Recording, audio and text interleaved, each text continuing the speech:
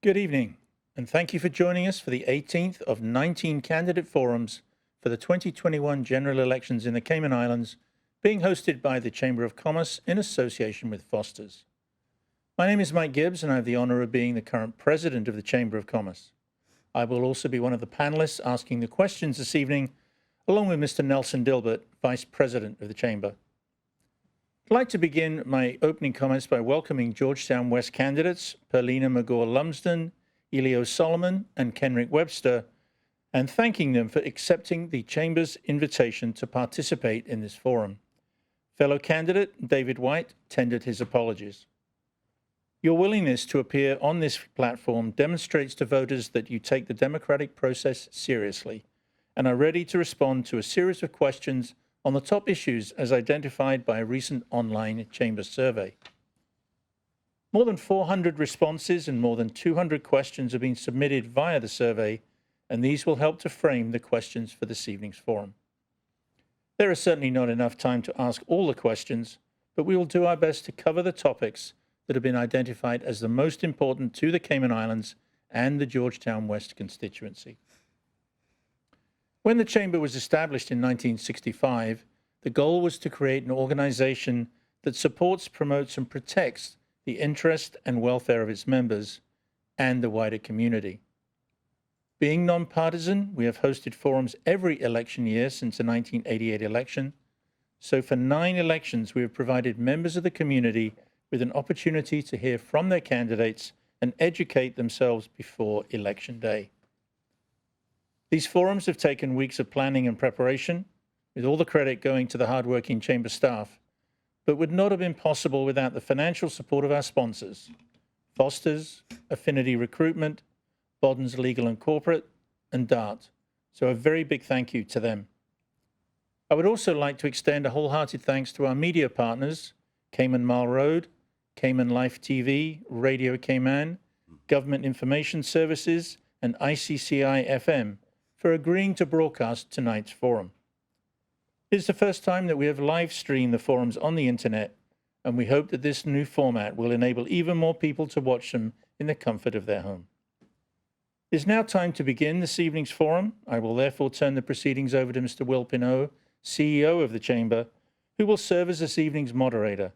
He will explain the rules of the forum and introduce the Georgetown West candidates.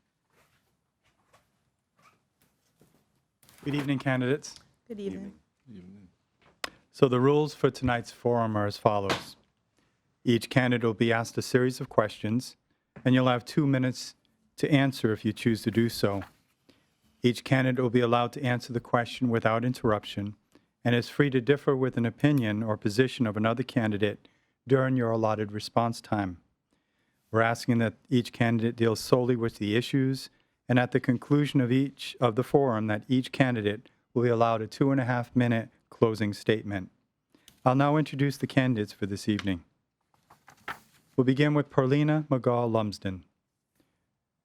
Paulina is a graduate of the Cayman Islands High School and began her tertiary education with an associate's degree from the International College of the Cayman Islands, and was later awarded a scholarship to pursue a bachelor's degree in accounting from Howard University in Washington, D.C. Thereafter, she acquired a master's degree in law from Bristol University in the United Kingdom and a master's degree in sports management from Southern New Hampshire University. Over the course of her career, Mrs. Mcgall Lumsden worked in the financial services industry and also as a lecturer at the International College of the Cayman Islands for business law and general principles of law. She has also served as a board member for the Health Services Authority, the National Roads Authority, Information and Communications Technology Authority, Education Council, Scholarship Secretariat, Water Authority Cayman, and the Immigration Appeals Tribunal. Mrs. Mcgall Lumsden is a board member of Generation Now, a youth empowerment program that provides, amongst other things, workshops on personal budgeting, scholarships, and professional development. Good evening. Good evening. Mr. Elio Solomon served as a member of Parliament between 2009 and 2013. During his time in office, he was responsible for numerous accomplishments, such as, but not limited to, pension withdrawal amendment that enabled persons to invest money from their pensions to acquire a piece of land, use as deposit for their mortgage, or pay off the balance of a mortgage. Mr. Solomon was also responsible for the construction of 87 affordable homes, the designation of certain categories of jobs for Caymanians only amendment, and human organ and tissue transplantation law. Mr. Solomon has many years of experience within government, serving as technical support and procurement manager, including overseeing a staff of 17 in the Computer Services Department. He has done degree-level studies in electronic engineering, business administration, financial management, and labor economics. Good evening. Good evening. Mr. Kenrick Webster was born in Georgetown and grew up in the community of Breakers in the district of Bodentown. He has 3 children and 2 grandchildren. He is actively involved in the Red Bay Primary School and attends the Savannah United Church. Mr. Webster graduated from the Cayman Islands High School in 1984 and was employed by the Cayman Islands Police Service. In 1990, Mr. Webster received the Commendation Award by the Commissioner of Police for his diligent work in solving the first bank robbery. During his final years at the Royal Cayman Islands Police Service, he opened his own business, Webster's Tours Limited, and focused his attention on the growth of the business.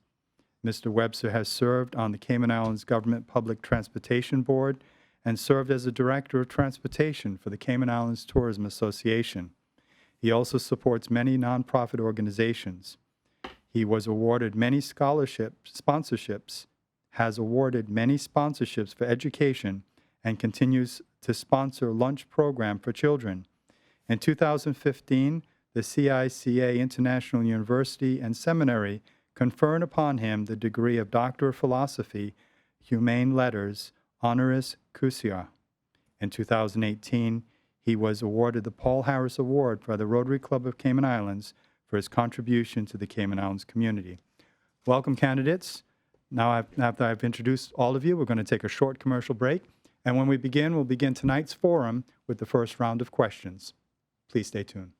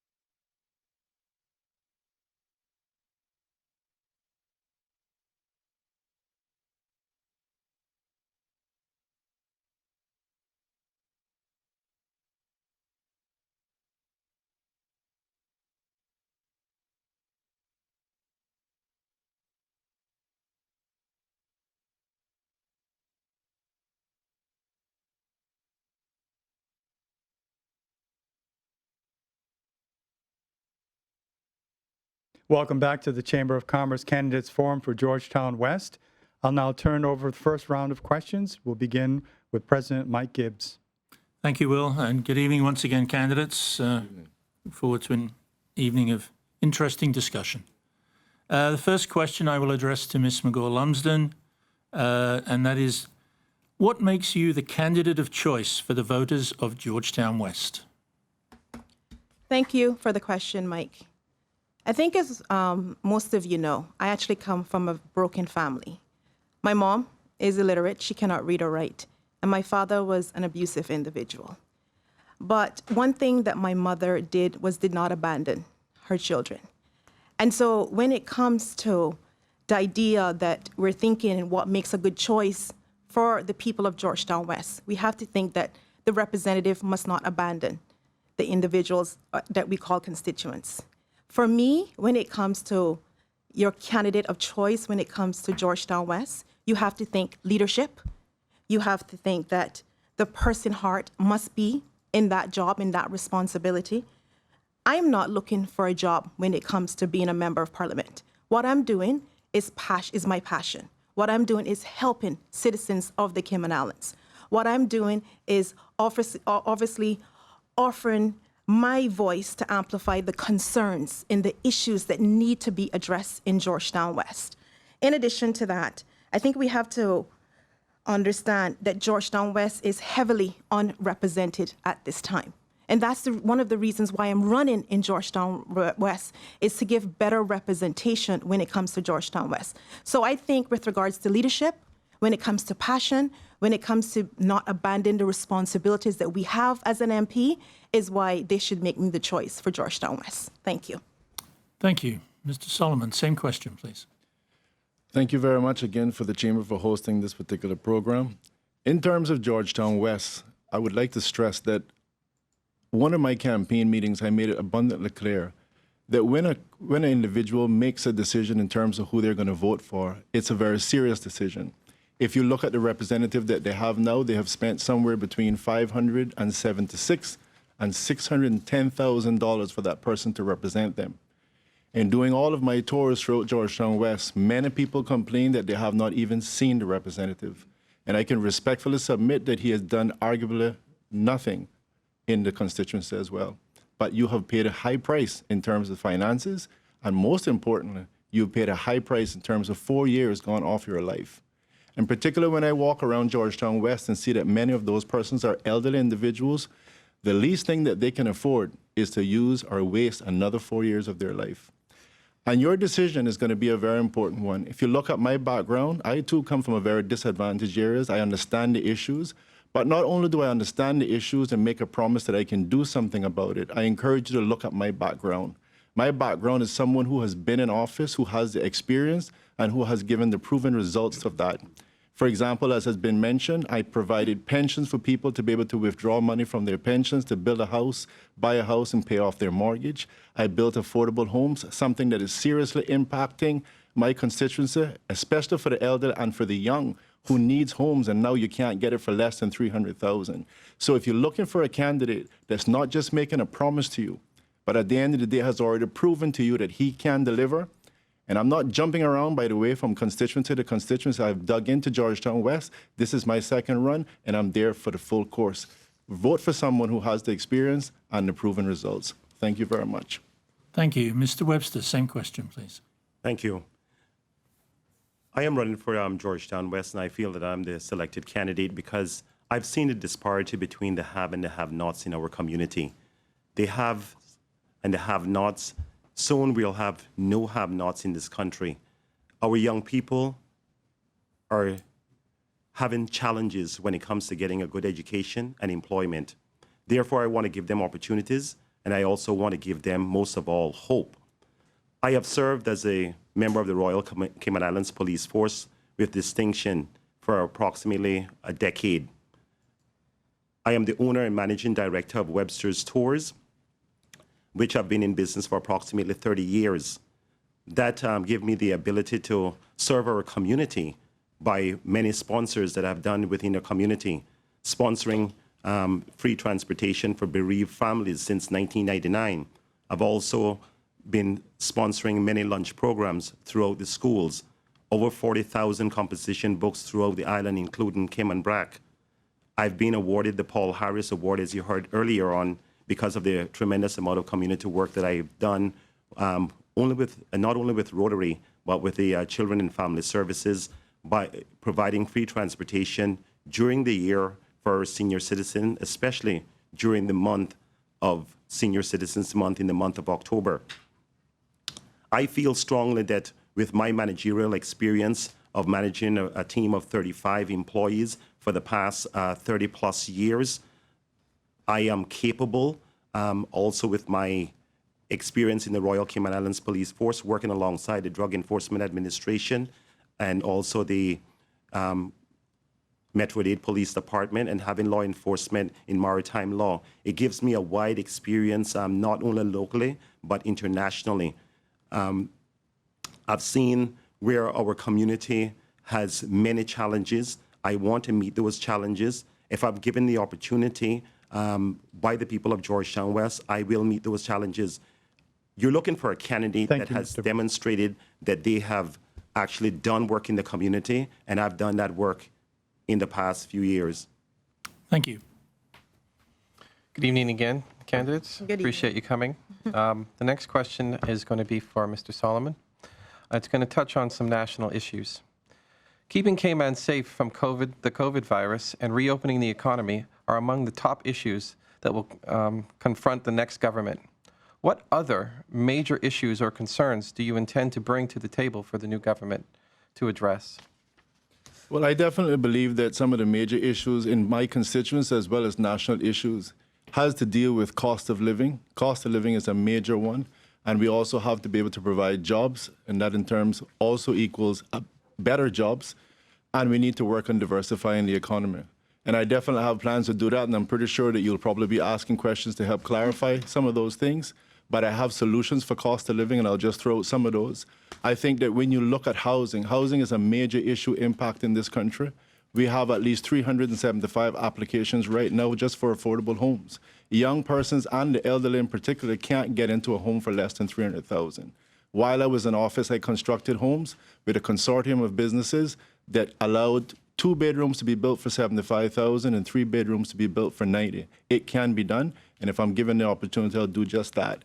Things like diversification of the economy. I look forward to chatting with you about some of my ideas, for example, in terms of agriculture, because I really believe that when you look at the compendium of statistics, one of the third most expensive items is going to be food on that agenda. And we have an opportunity, and I'm excited about it. If you think about being able to own farms in other countries like Jamaica and Honduras, and being able to know, one, you're providing additional jobs for Caymanians to be able to go over and manage those businesses, and to know that that is Cayman Islands property. I looked, and if you don't like necessarily even Honduras and Jamaica, I looked even at Texas, 695 acres for $4 million. We have to think outside of the box. One of the things about the Cayman Islands has been that our forefathers went to sea, and that's how we made a living. That's how we put Cayman on the map. And the good word says, what is has been, and what has been shall be again. I believe in the future. Our future is also going to be about going overseas and creating wonderful business opportunities for Cayman, and not just overdeveloping the Cayman Islands itself. Thank you. Mr. Webster, same question. Thank you.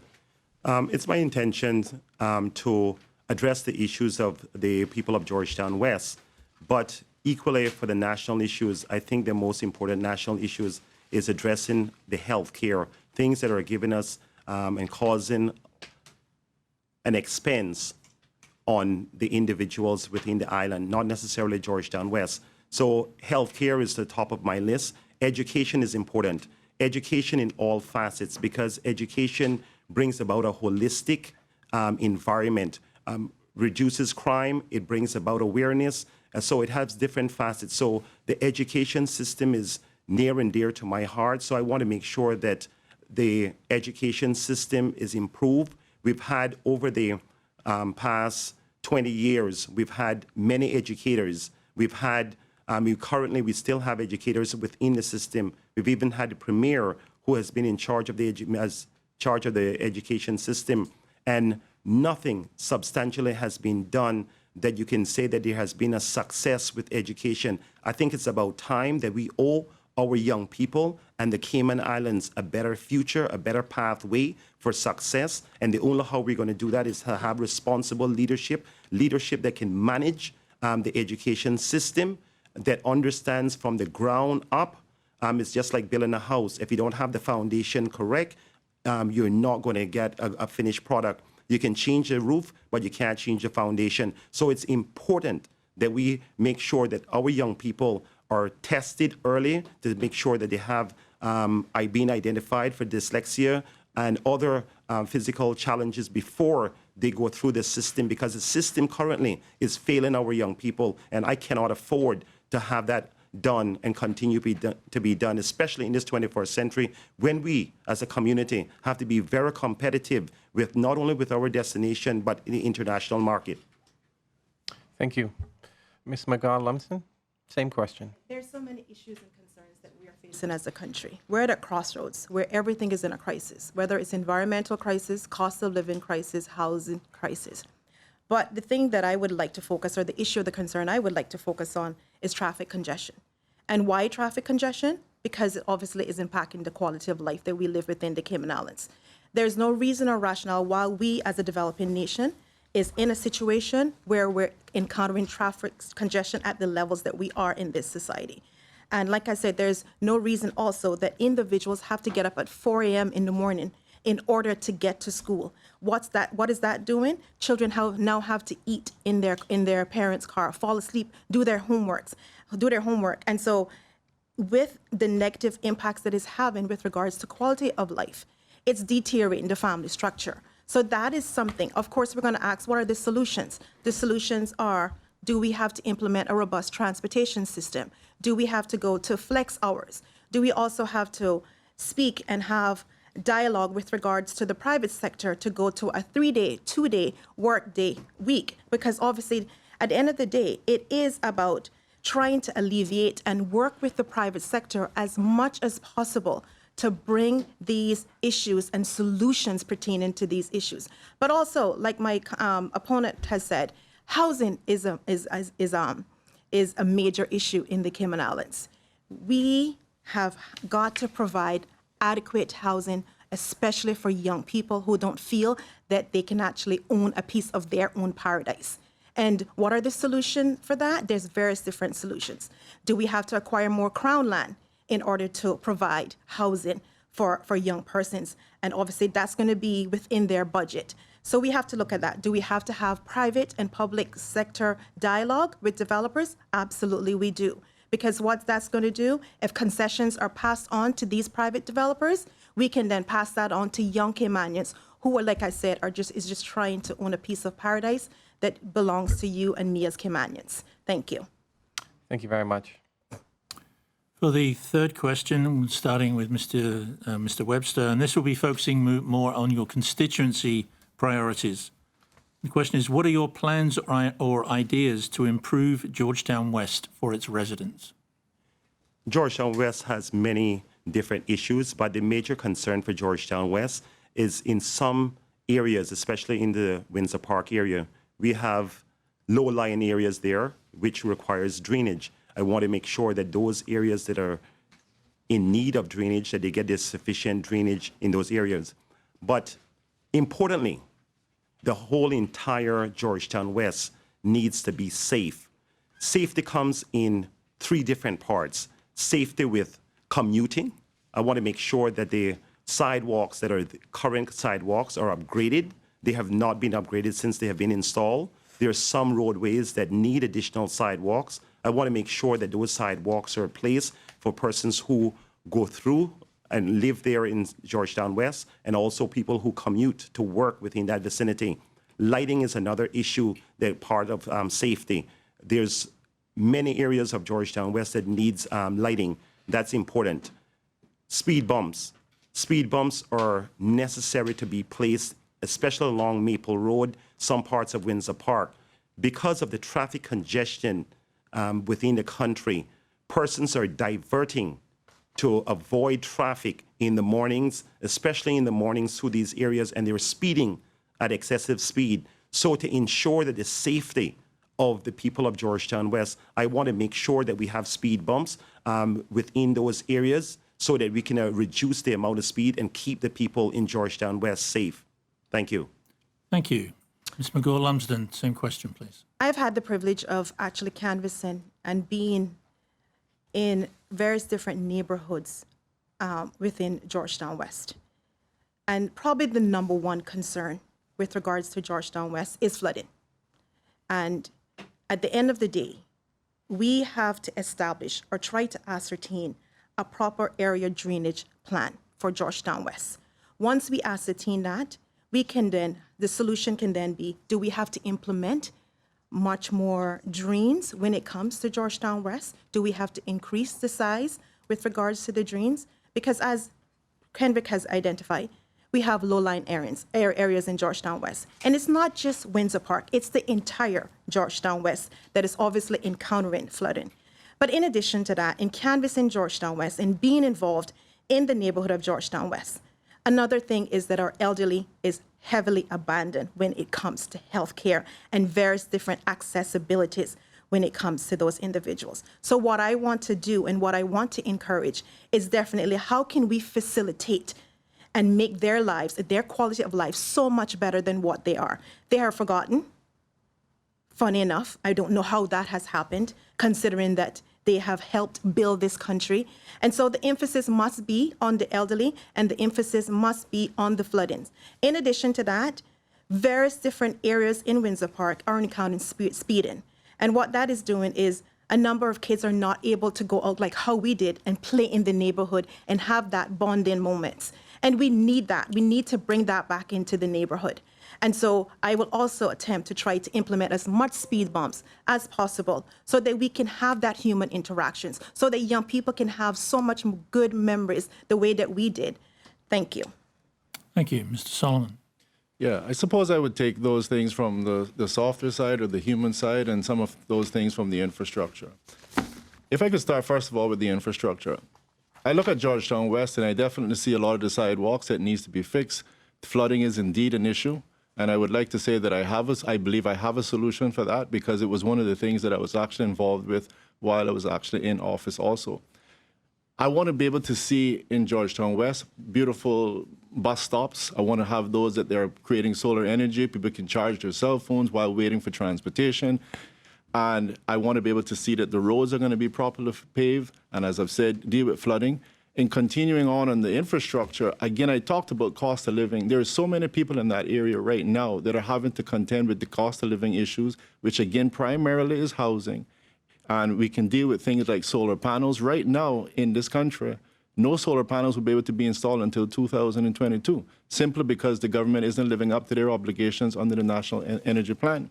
So we need to resolve those problems in terms of physical infrastructure, lower the cost of living for those persons. If I deal with more on some of those human sides, I've had to meet in canvassing, for example, just to give you one, a gentleman 60 plus years of age, now paying $1,200 plus for rent. That individual is not going to be, him and his wife will not be able to work much longer. Where are those people going to go? We need to be able to do exactly what I did while I was in office, build affordable homes that allows them to, at the minimum, to transition into those homes and pay $600 a month to rent to own the home. We need to do that as a matter of priority. I see so many of our young persons down in there, particularly our males, who again are drinking, using drugs. They need to have help. They need solutions. And at the same time, a lot of our young persons, both male and females, are trying to get jobs, and they're simply being denied those opportunities.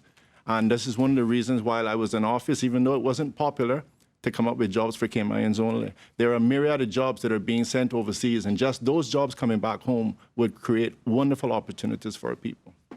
Thank you. Okay, coming back to you, Ms. Mcgall Lumsden. We're going to start, next topic is going to be on education. Education is critical to the success of our youth and our future. There is an increasing divide between the quality of education between public and private schools. What measures would you support to correct this imbalance? I don't want to so focus on private and public. We have an educational crisis, but I don't think it's curriculum per se.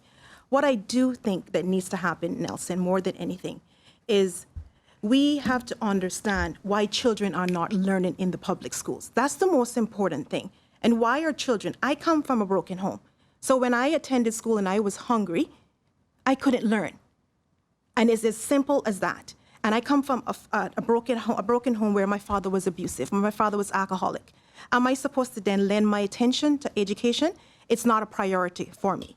And so what I think we need to understand is that we need to have social programs within the school to help with the children that are dealing, whether it's mental illness, dysfunctional, coming from dysfunctional homes, mental illness, going to school hungry and obviously cannot focus. Those are the social aspects that we have to try to focus on when it comes to children learning. It's extremely, extremely important. We tend to think that, oh, it's the curriculum. It's not the curriculum. I couldn't learn until I was actually in 5th form. I was a late bloomer because I simply could not concentrate. I simply could not lend my attention to education. Yes, it is a priority, but in order for it to be a priority, in order for us to actually have kids focus and stress the importance of education, they have to come from a comfortable zone and a very stable environment in order for them to focus. So I think it's important that we focus on the social programs. But in addition to that, I think it's incumbent upon the government to ensure that we get qualified and quality teachers. That is important. They have within them passing the knowledge to our most valuable possession, our children. And so it's incumbent upon us that we ensure that they are qualified, that they have their quality, and then in turn, they're going to pass that education on to our young people. And that's what I think that needs to happen. Some people have suggested, should we reintegrate the schools? That happened when, of course, we were in high school. I'm not too sure that is the answer. Thank you. Thank you. Mr. Solomon, same question. Yeah, I definitely think that, as I talked about the major issues being cost of living and those sort of things, one of the fundamental reasons why you have divorce and marital problems is because of finances. If there's a reason that family is going to break up, it's probably over finances.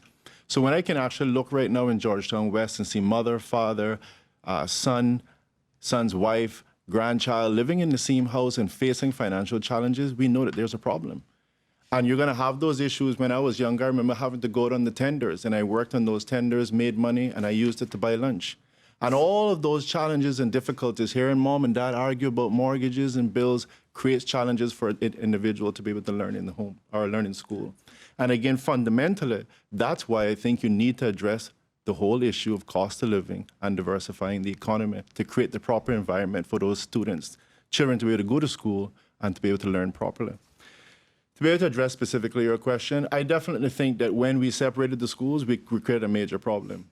Even when we were all together in that mixture, we gave us an opportunity to network. We understood other individuals and where they were from and about their habits, about their culture. Those things disappeared. In addition to that, when it transitioned from school to jobs, well, you had one group now that's networking, and they're looking out for their buddies who they went to school with, and vice versa. When those things were together, it was a lot different. And I think that there should be something working towards that reintegration as well. And I want to say that I think that we need to be able to create a different style of learning. We need a lot more mentorships going on, because bottom line is, not only is education more expensive, but going to school, learning, and not being able to transition into a job is a complete waste of time. And if we can get more mentorship going on, we can actually make that transition a lot easier when it comes to education. Thank you. Mr. Webster, same question. Yes, with the education system, as I mentioned before, overall, for you to be successful with the system, you have to have proper management. The Education Council that has been put in place, I think they're doing a good job. But overall, we have to also have communication. What is lacking in the schools is the lack of communication, because we do have some social issues within our community. Whenever the counselors would go out to those particular homes, it's not communicated with the teachers. So the teachers do not understand what is happening within the schools, what is happening with those individuals. So there's a disconnect there. We need to make sure that that is addressed. We need to have proper communication, integration with some of the persons who are not from here into public schools. I think we need to look on that. We used to do that many years ago. We can go back to that system. But to ensure that our young people are successful, we need to have systems in place. Teachers need to be qualified for the particular area that they're working in. For example, if you're going to have someone in KG, kindergartens, those specialties have to be identified for that particular teacher, that they can be successful with those children, because the children are with those persons, with those teachers, 8-9 hours a day. So we have to make sure that we get the qualified teachers that can identify when those children are having challenges, when they're having challenges with physical challenges. Also, when there are certain things that you can see when a person is challenged with identifying if they have dyslexia, whether or not they have ADHD, and that is the time where those persons need to be channeled to get the proper testing. The system, as I mentioned before, is failing because they're not tested in an early stage, and then eventually what tends to happen is that they do not get the correct amount of time allocated to them to do their examinations. Equally, we have a situation where we don't have career guidance into our schools, and that's a major, major problem for us. Thank you. For the fifth question, which will be the last one in this first round, to you, Mr. Solomon, focuses on Northwood Prison. In 2019, the Human Rights Commission described the prison as overcrowded, chronically underfunded, and in need of urgent investment. They said the plans to examine the needs of the prison system and the upgrades to the physical infrastructure are moving far too slowly. What is your view on these statements? Well, I definitely think that I've had an opportunity to actually visit the prison on several occasions, and I will stress that one of the things I actually did for the prison was there used to be a remand service that you had to trek every Friday to carry the prisoners from the prison to the courts. One of the things I actually constructed was 2 cubicles there with all of the relevant cameras and technology so that those prisoners could stand in the cubicle, and actually the courts could actually see them while they were there. And that, amongst other things, avoided a lot of trekking, and it lowered costs of at least $2.8 million for the government. But there is an overcrowding issue, and infrastructure and money has to be spent to be able to try to rectify that problem. I think everybody knows what overcrowding causes in a prison. I recall very vividly, almost like yesterday, when an individual was murdered in the prison simply because of overcrowding. And I think that this government, and again, they have been in office for 2 terms, so it shouldn't be a continuity issue, has clearly neglected it. You can talk about all the surpluses that you have in the world, but if you're sitting there and neglecting your people, whether it's prison or elderly or youth, then it's all come to naught. So definitely it needs that sort of support. And I also want to say that we need to decide that prison is simply not a place to lock people away and forget it. At some point in time, at least hopefully the majority of them are going to find their way back into society. And they need to be provided with the proper skills and training, both in terms of the technical skills as well as the social skills to be able to reintegrate back into society.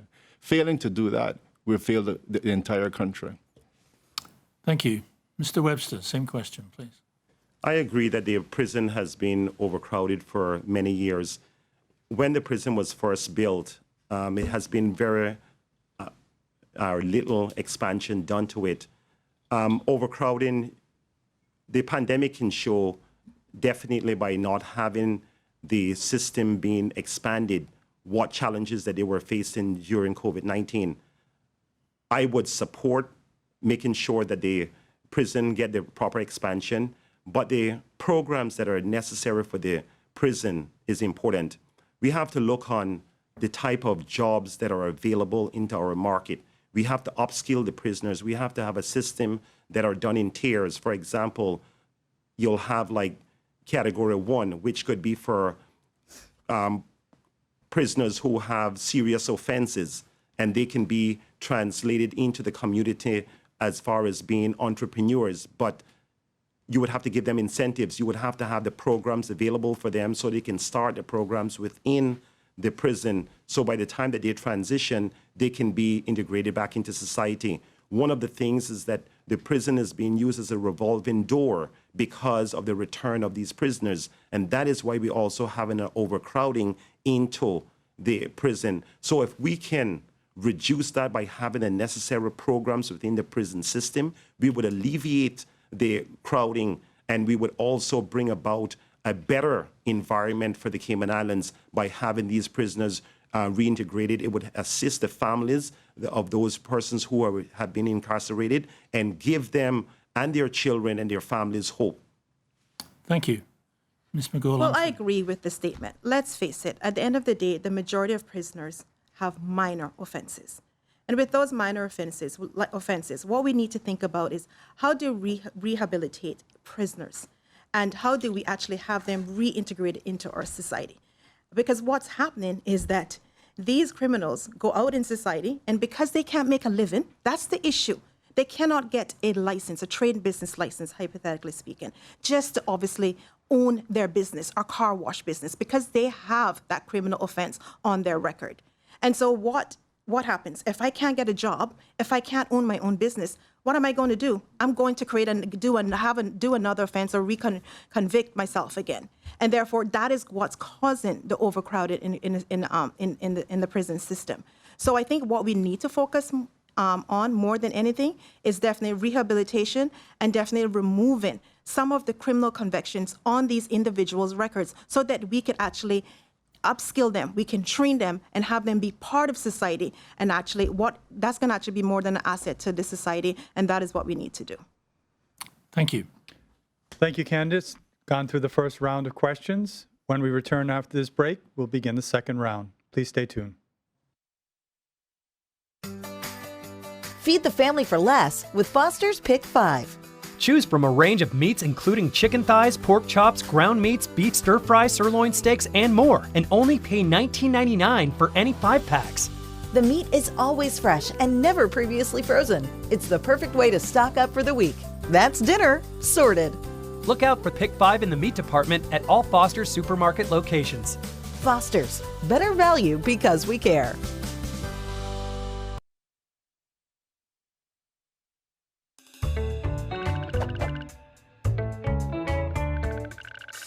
You hear people talk about the economy all the time. But what is the economy exactly? The economy is the flow of money between the people, the companies, and the government in the Cayman Islands. Why is it important to understand the economy? Well, just like the engine of a car, the better we understand the economy, the better we can make it run, and the more prosperous we can become as a community. The first important thing to understand about the economy is that the private sector is the main source of all wealth. Think about it. Most people work for companies in the private sector, both big companies and small businesses. But even if you work for the government, your salary comes from the fees and duties paid to the government by private sector companies and their employees.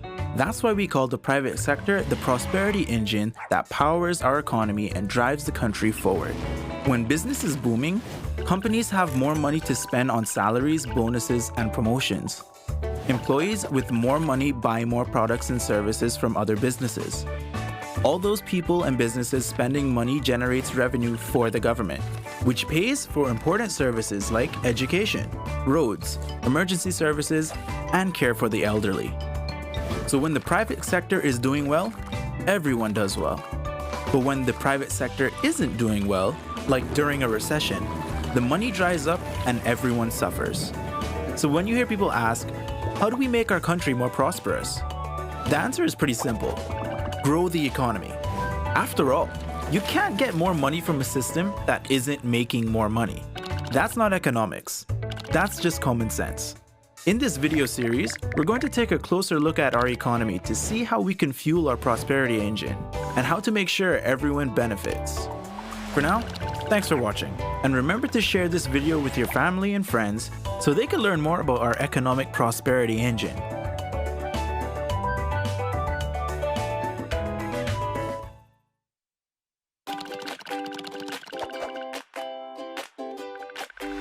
Here in the Cayman Islands, the private sector is the prosperity engine that drives the country forward.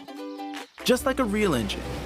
The better we understand how it works, the better we can make it run, and the better off we'll be. To help illustrate how our economy works, let's take a step back in time to when there were only a few thousand people living in Cayman. In those days, most people survived by fishing or farming for food. It was a simple, wholesome life, but it was a lot of hard work. Most people bought what they needed from their neighbors. As people bought and sold things, their individual wealth went up or down, but the overall wealth of the country stayed the same. In a simple economy like this, the only way one person could increase their wealth was by reducing someone else's.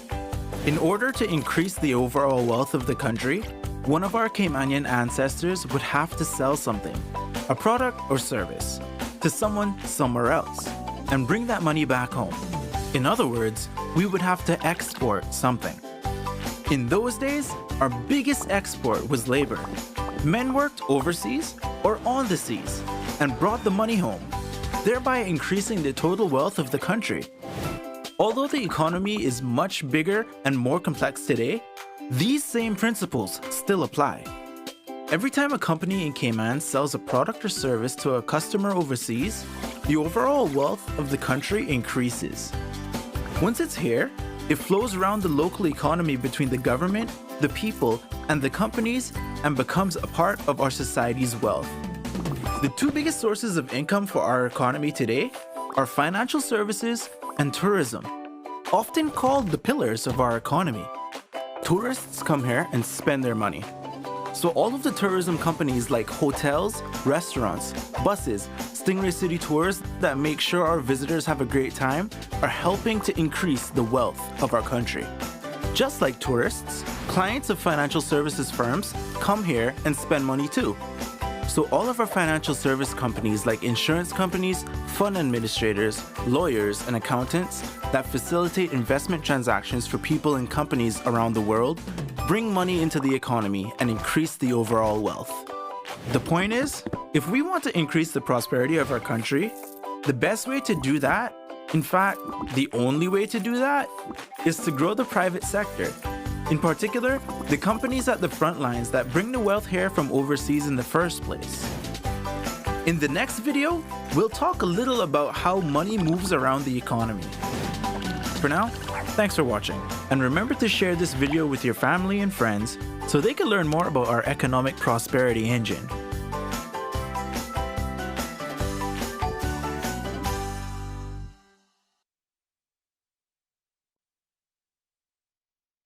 Welcome back to the Chamber of Commerce Candidates Forum for Georgetown West.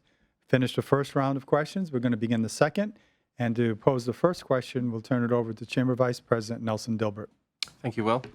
We're going to start with you, Mr. Webster. This is going to be on growth management. We keep hearing about the increase of population to 100,000 and further development. Do you support this continued development? And what measures would you recommend so that Caymanians benefit from a growing economy while at the same time balancing environmental concerns? I do not support the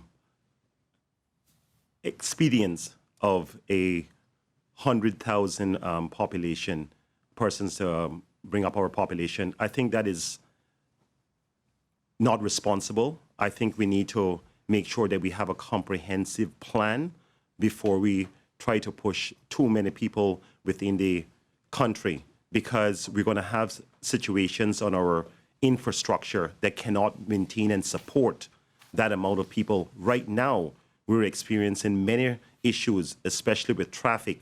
We're experiencing issues with affordable housing. We have other healthcare issues that we're having problems with. So just imagine the stress that that would put on our healthcare system alone, our education system, tertiary education. UCCI has not have a phase 2 facility since it has been constructed. So we have to look long term. So I think we need to get this right before we start pushing the amount of persons that we have.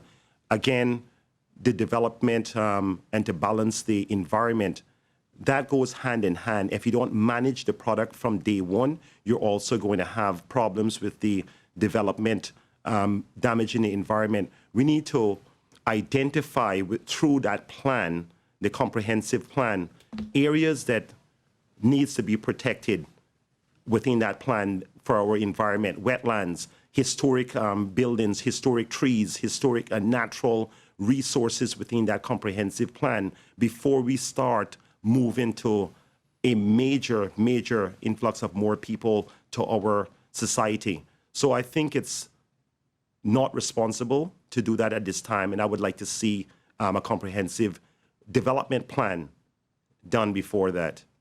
Thank you. Thank you, Mr. Webster. Ms. Mcgall Lumsden. Nelson, thank you for the question.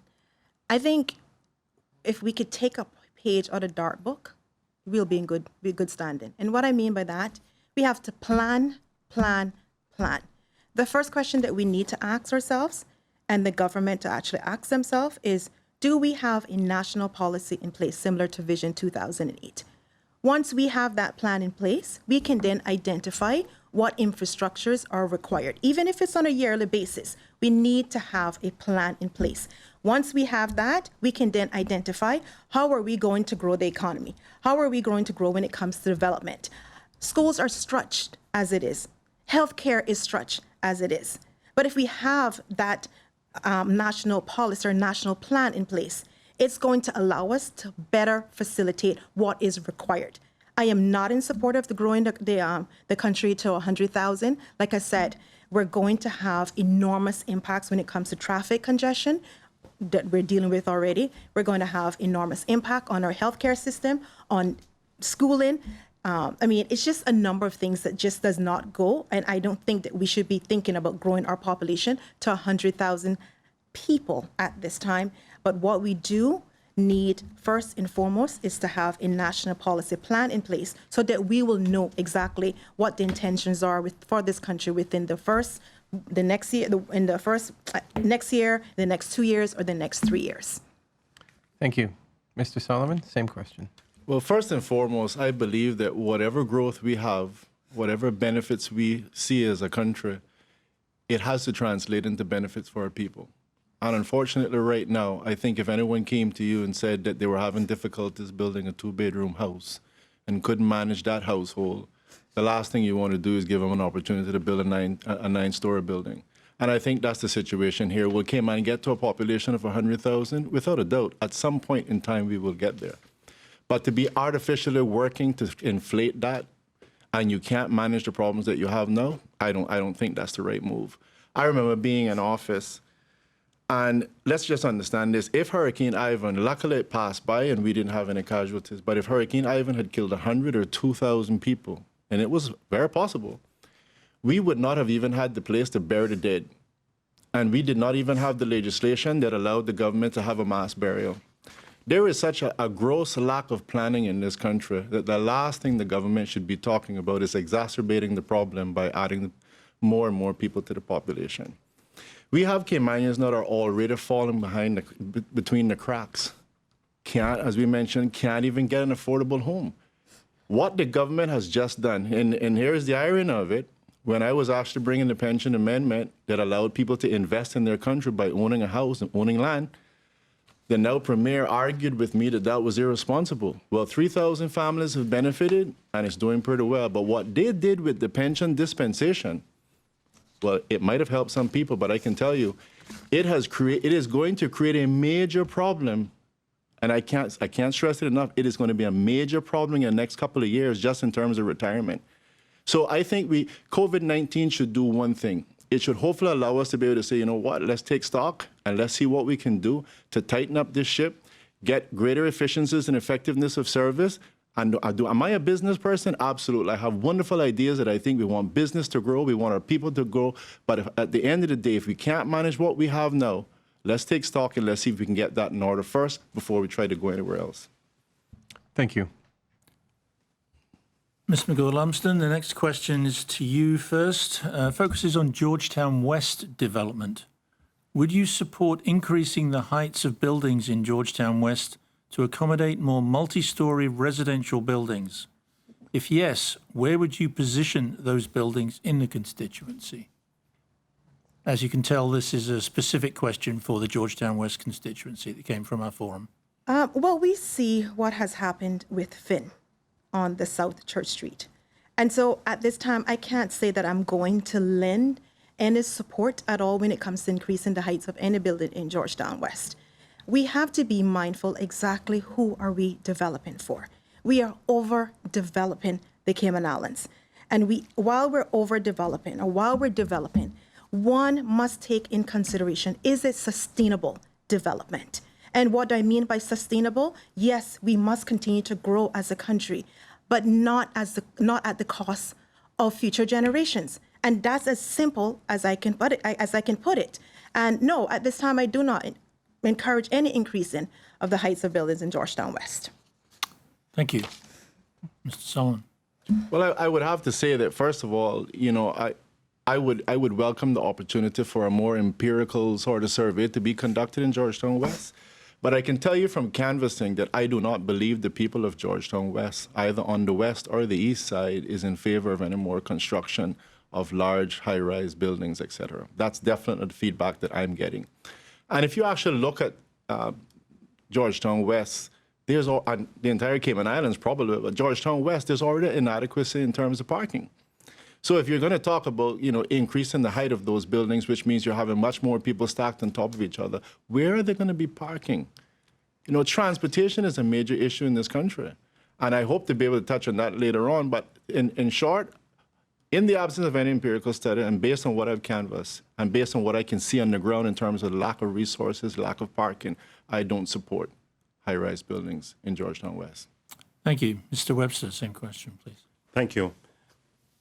I would agree that with the canvassing that I have had and the disgruntled persons that within the community in respect to the Finn project, I think that's enough to say that I will not support any multi-story buildings in Georgetown West. When you're doing multi-story buildings, you also have to think about different factors. For example, it's like bringing something in an urban development, and you got to think about where you're going to position that building. Wind factors, you have to think about the safety with fire trucks and other emergency vehicles getting to those particular buildings in the event that there's something that happens. Again, it's going to also put a stress on the road infrastructure. Currently, we have problems as it is with the traffic, so that's going to bring even more traffic to the Georgetown West area. So I have to be a voice for the people of Georgetown West. And because I've seen and heard their plight about the problems that they're having with that particular one project, I don't want to encourage any more, and I will not encourage any more high-rise buildings in Georgetown West. Thank you. Thank you. All right. This question is going to start off with you, Mr. Solomon. It's regards to ministerial positions. If elected, which ministry or position in the new government would best suit your skills and why? Well, let me first of all say, while I was in office, one of the things that I was able to create was the e-government board. So the first time the e-government board existed was on our watch. And I think that there was a lot of things that translated of benefits of that. One of the things I mentioned earlier on was the prison, and I shan't go into anymore. But I say that because I definitely want to see a better Cayman Islands in terms of diversifying the economy and lowering the cost of living. I'm a person that believes, for example, that our pensions should be invested locally in terms of being able to build our infrastructure. And I think if we do it properly, we can maintain a proper portfolio that allows everybody to benefit from it, and especially our stakeholders, the Caymanian people. I want to see us, for example, buy our water authority and have our Caymanians knowing that every time they turn on the tap, they're going to benefit from that. And I think there's a myriad of different investments. I talked earlier on about things like agriculture. Again, I do not see a reason why we cannot go to Honduras and spend 10, 12, 25 million, whatever it takes, and buy hundreds of acres that has 5,000 heads of cattle on it and call that Cayman Islands property. I believe that we can do that. It's absolutely viable. And we have to think beyond just simply building more buildings in Cayman. We have to think out of the box. When you add up all of these things, I talked about housing being an issue. So if you see where I'm going, I'd like to be a minister. Absolutely. I served one term in office, and I believe I have the competency. And if I'm given the opportunity by the people of Georgetown West to be elected, and if I'm given an opportunity during the negotiation process to become a minister, I would like to be. I would like to be a minister with the responsibility for the pensions. I would like to have agriculture. Health is something that's also super important to me. And of course, dealing with the issues of trade and e-government. And I know that that's a big, heavy plate. But I believe that I have a lot of the skills, the proven experience, and definitely the passion to make it happen if given the opportunity. Thank you. Mr. Webster, same question. Thank you. When you're trying to make up a government, especially when you have independence and you can see what happened in the last election with the coalition, most times it's the individuals with power struggle. As a new candidate, if I'm given the opportunity, yes, I would take a ministry, but it's not all about power struggle. I just want to make sure that we have the right minds to make up that government, the right people that have the same philosophical ideas and have the country at heart, and to give our people the first opportunities to make themselves better. my strengths, because I've had over 30 plus years in the tourism business with being recognized not only locally but internationally with great service as an ambassador within the travel industry and the cruise industry. I can position myself because I've been around a lot of the round tables through the Florida Caribbean Cruise Association conferences. I've also been awarded on many years by the Delta Vacations. So with their Delta Vacation universities, I've been around a lot of round tables. So I have the experience, I have the knowledge how to network in that capacity. And in another area would be planning and infrastructure. I'm a logistics person. As a young person, my uncle was a carpenter by trade, and I've gained that skill and knowledge. And I understand what building is. I understand how important it is to build. I understand urban development. I understand infrastructure and how to place things in certain positions to ensure that not only that it's built right, but it's safe when you're building. So those two ministries would be something. But in addition to that, I would want to make sure that I keep a full scope under the Ministry of Education, because that is near and dear to my heart. And I think we need to build our community with good educated people. Thank you. Ms. Mcgall, Lumsden, same question, please. I think first and foremost, I need to focus on just being elected. That's the first priority for me as a candidate for Georgetown West. And once I'm elected, my responsibility is definitely to ensure that people are taken care of. We must always put the people first. So as long as I can put the people first, and when it comes to my background, I'm pretty diverse. As you know, I have a bachelor's degree in accounting, I have a master's in law, and I have a master's in sports management. So if I did have to identify one, Nelson, that would best suit my qualifications and my skill set, I would definitely say community affairs, youth, and sports. And why I want to focus on sports is because, as the panel has said before, we need to think about diversifying this economy. We can see clearly just after COVID, we are now standing on one pillar, which is the financial services. So by focusing on sports, I can then try to actually diversify the economy by having sports tourism into the islands. And that's why I think I'm most interested. I think my degree would lend a lot of skill set to that area. So definitely if I had to choose, it would be community service, sports and youth, for sure. Thank you. For the next question, I will address this first to Mr. Webster. And it's already been touched on by a number of you during previous answers, the subject of affordable housing. Cayman Islands has one of the world's highest GDPs per capita, but the Caymanian dream of purchasing or building a home seems to be slipping away. What strategies would you support or propose to ensure that there is affordable housing for residents in Georgetown West? Thank you for the question. The affordable homes are very challenging for most people now, and that's a concern. Many years ago, when I was growing up as a kid, it was always the Cayman dream to hear your uncle or you hear your aunt or siblings saying that I would like a house. That Cayman dream has now become an illusion. How we can fix that problem is that we first need to have a law put in place where persons cannot just buy raw land if they're not Caymanians. What is happening is that persons are banking the raw land, making it very expensive in the real estate market, pushing the real estate costs up. So developers cannot have access to that land. Government cannot have access to big, large parcels of land.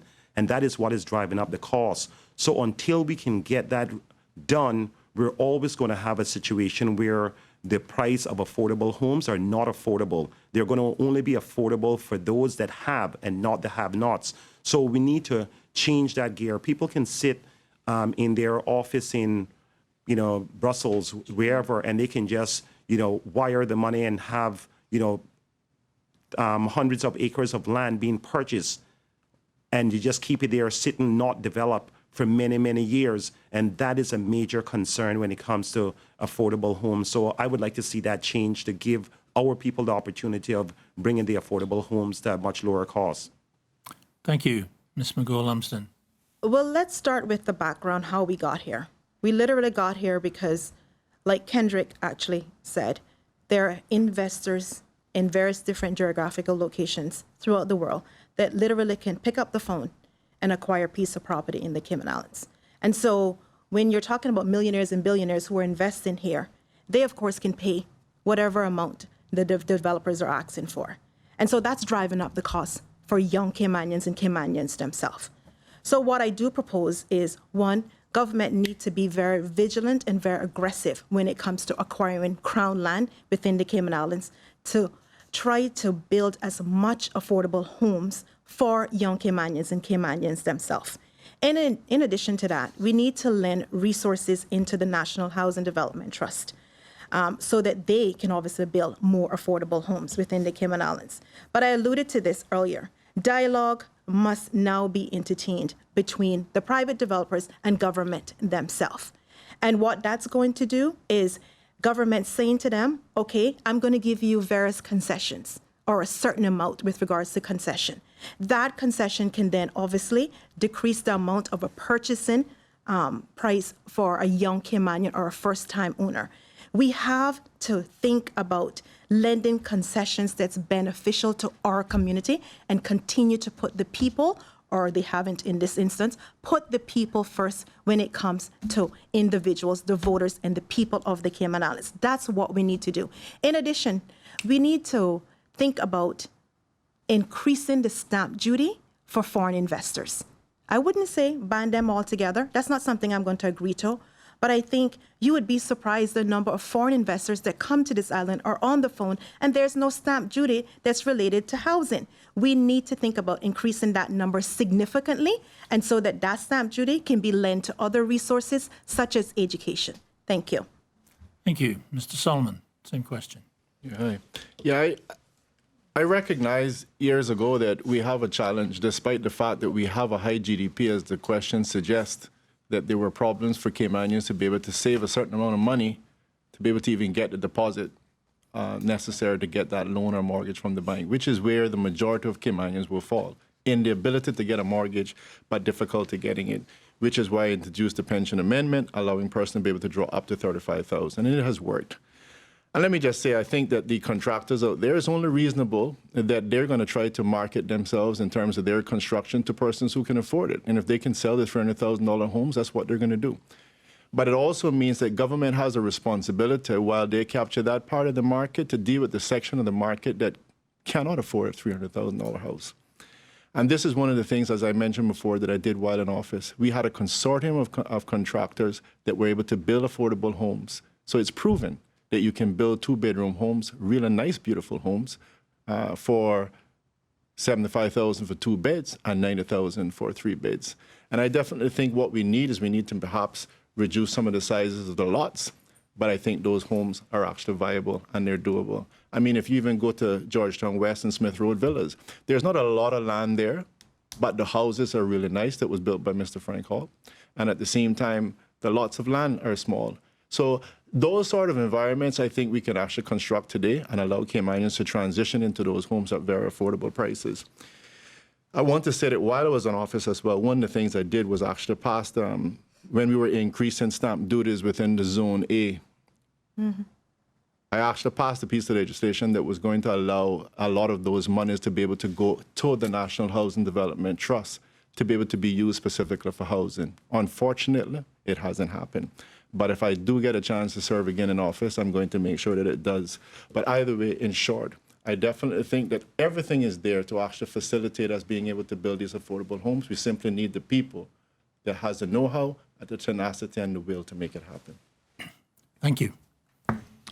Okay. This is going to be the last question before we go to another break. It's going to be on beach access. Ms. Mcgall Lumsden, we're going to start with you. Okay. Under the Prescription Act, access to the beaches is to be unencumbered for all. If elected, would you support the protection of the prescription rights to prevent developers from blocking access to the beaches? Absolutely. Most of my memories have to do with the beach.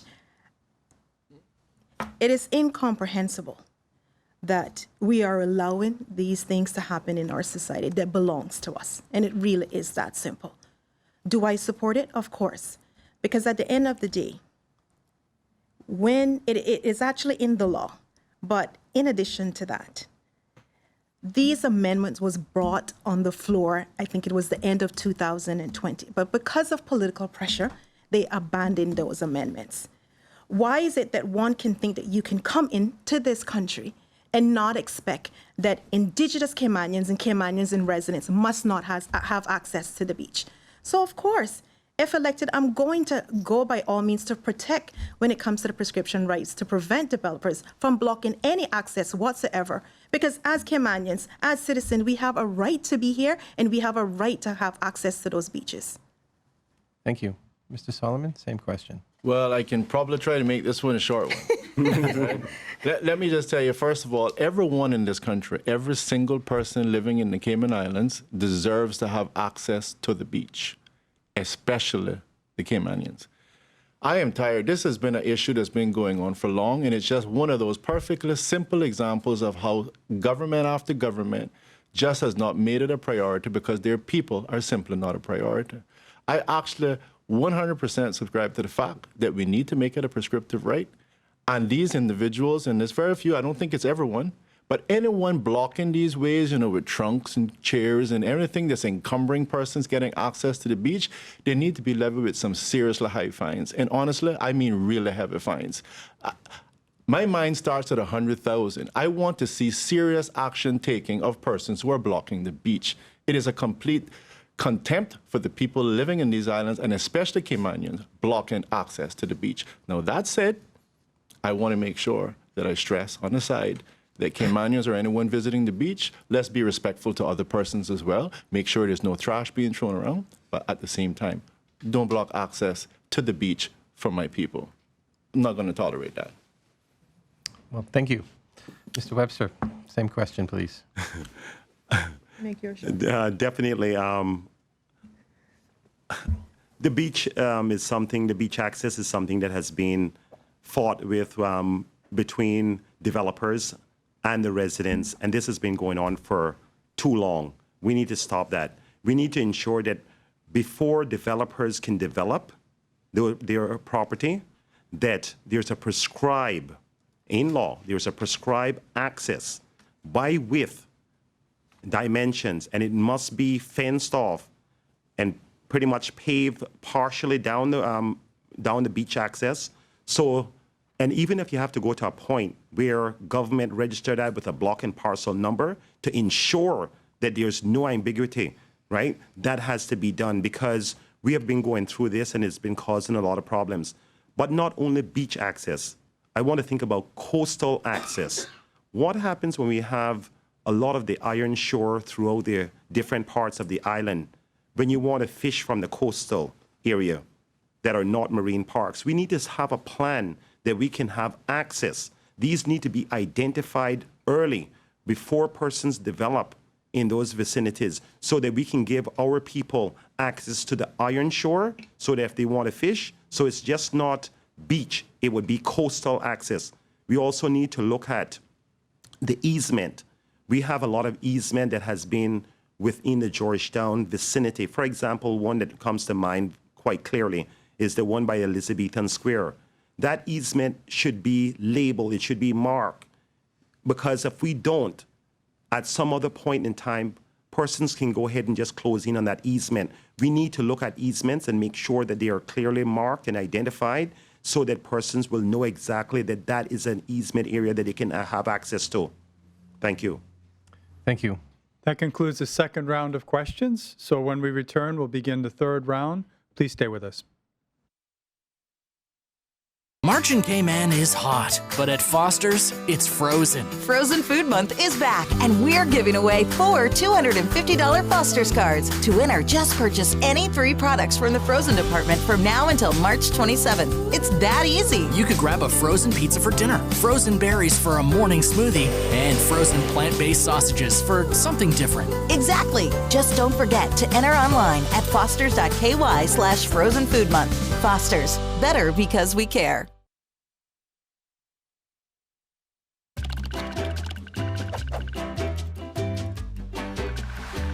In the last episode, we learned about the important role of companies here in Cayman that do business with overseas customers and generate new wealth for the Cayman Islands economy. But what about all the other companies in the Cayman Islands? How do they fit into our prosperity engine? Every business in the Cayman Islands falls into one of three groups, or tiers. Each tier plays a critical role in our economy. The first tier is made up of all the companies that do business with overseas customers and bring money into our economy. Companies in this tier are like the gas tank of our economic prosperity engine. The more we have in the tank, the farther we can go. Although most well-known companies in this tier are in financial services like Butterfield Bank or tourism like the Ritz-Carlton, there are many other well-known Tier 1 companies doing business with overseas customers, like Uniregistry, Health City, and all of the companies in Cayman Enterprise City. The second tier of the economy is all the companies that do business with other local companies, like IT and marketing consultants, or companies that sell supplies to bars and restaurants. These companies are also very important because without them, the companies they supply would need to buy their goods and services from overseas.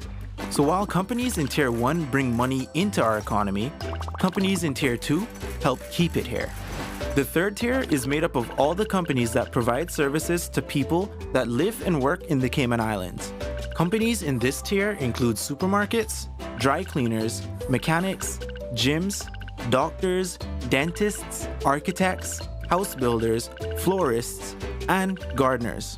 These companies are important sources of employment and business opportunities for our people. And they play a really important role because without them, Cayman wouldn't be a very nice place to live. So to recap, Tier 1 companies do business with customers overseas. Tier 2 companies do business with other companies in Cayman. And Tier 3 companies do business with those who live here. Every company and self-employed contractor in the Cayman Islands falls into one of these three tiers, and they all play an important role in making our nation prosperous, helping bring money into our country, improve our economy, and creating jobs. And without them, the Cayman Islands wouldn't be the great country that it is. Thanks for watching, and remember to share this on social media so we can all help fuel the economic prosperity engine.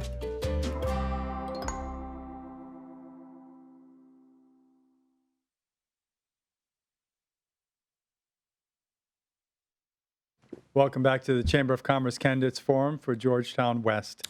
We've gone through 2 rounds of questions. We now go into the 3rd round, and we'll begin with the first round of questions with President Mike Gibbs.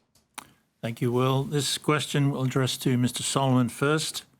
Focuses on minimum wage.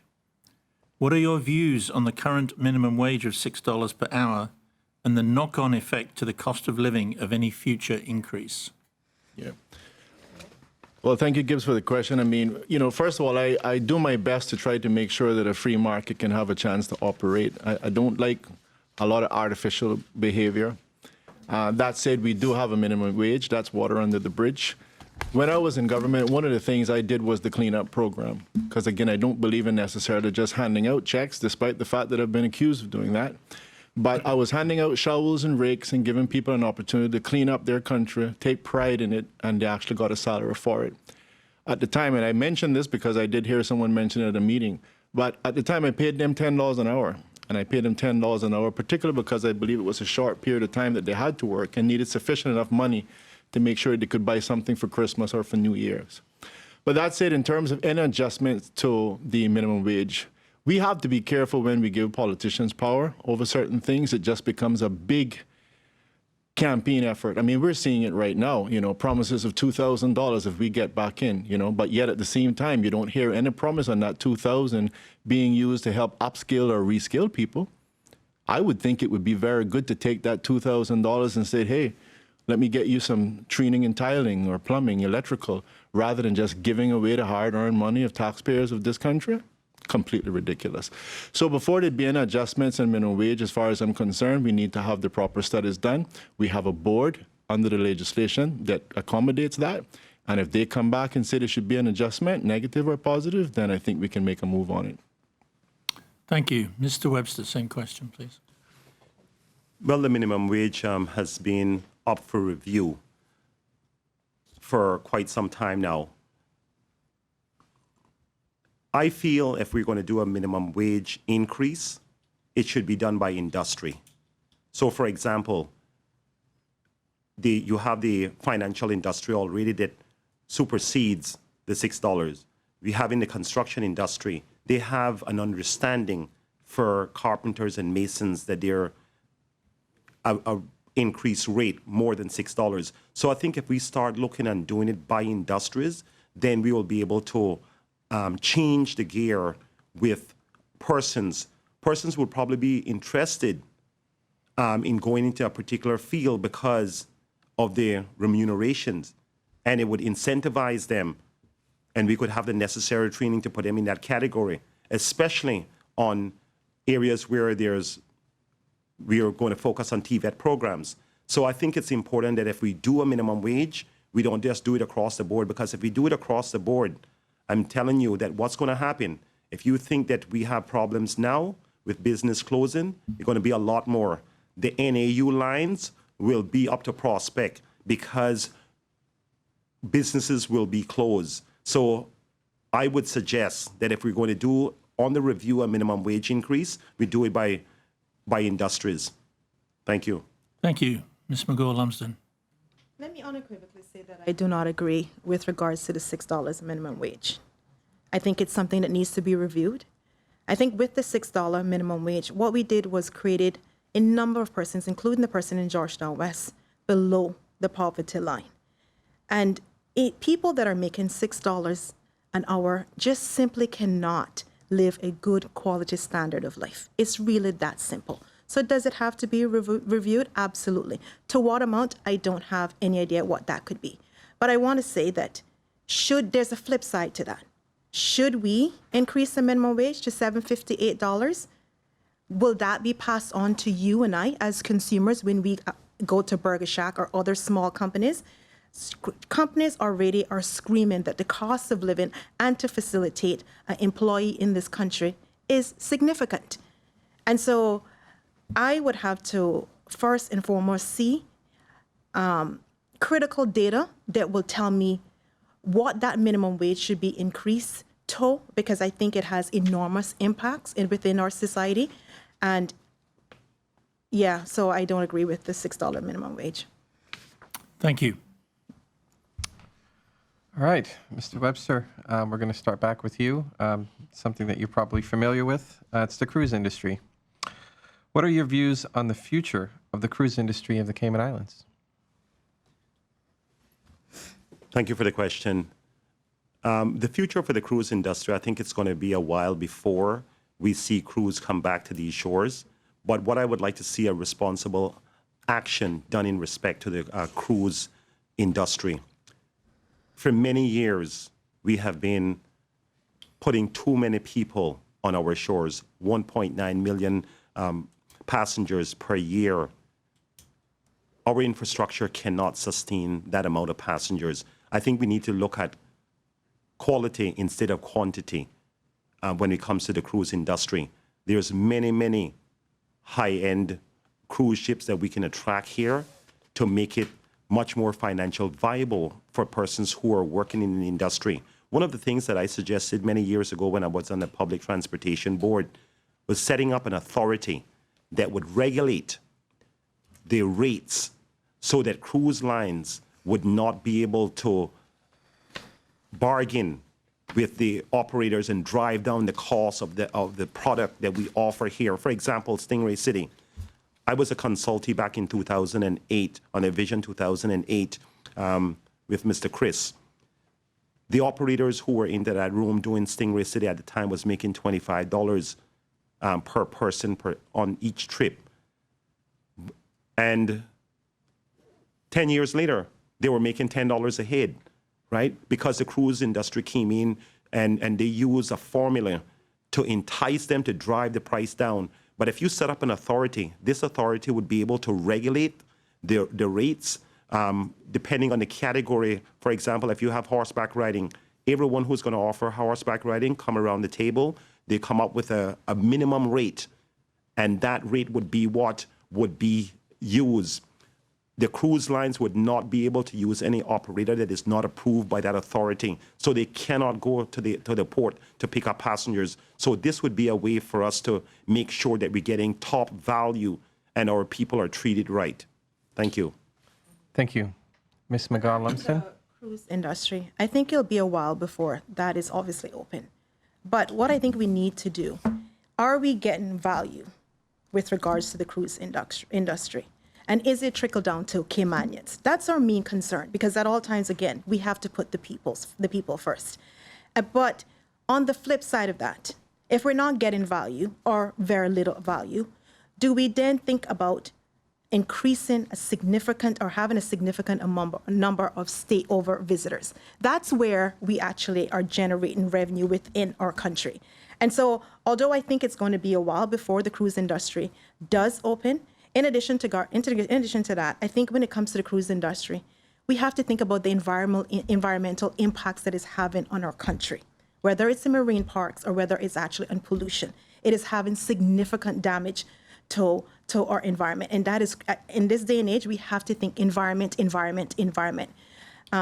But I think more focus needs to be on stay-over visitors rather than that of the cruise ship industry. Thank you. Thank you. Mr. Solomon, same question.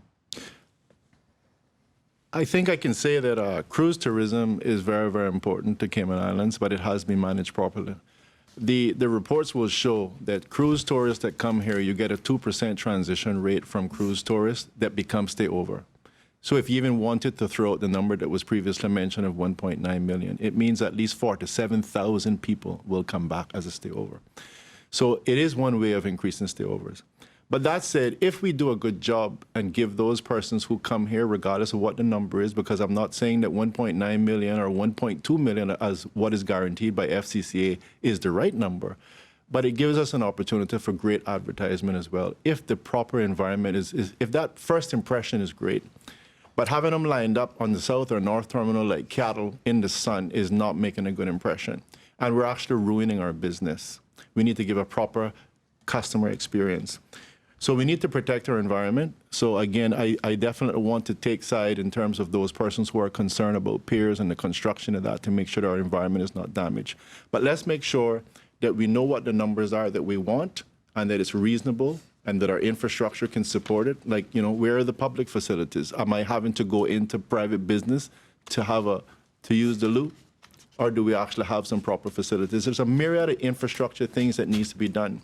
The government, for example, promised, this government that's been in there for 2 terms, promised from 2013 that they were going to revitalize Georgetown. Not a single thing has been done, except for lately they've sent an RFP.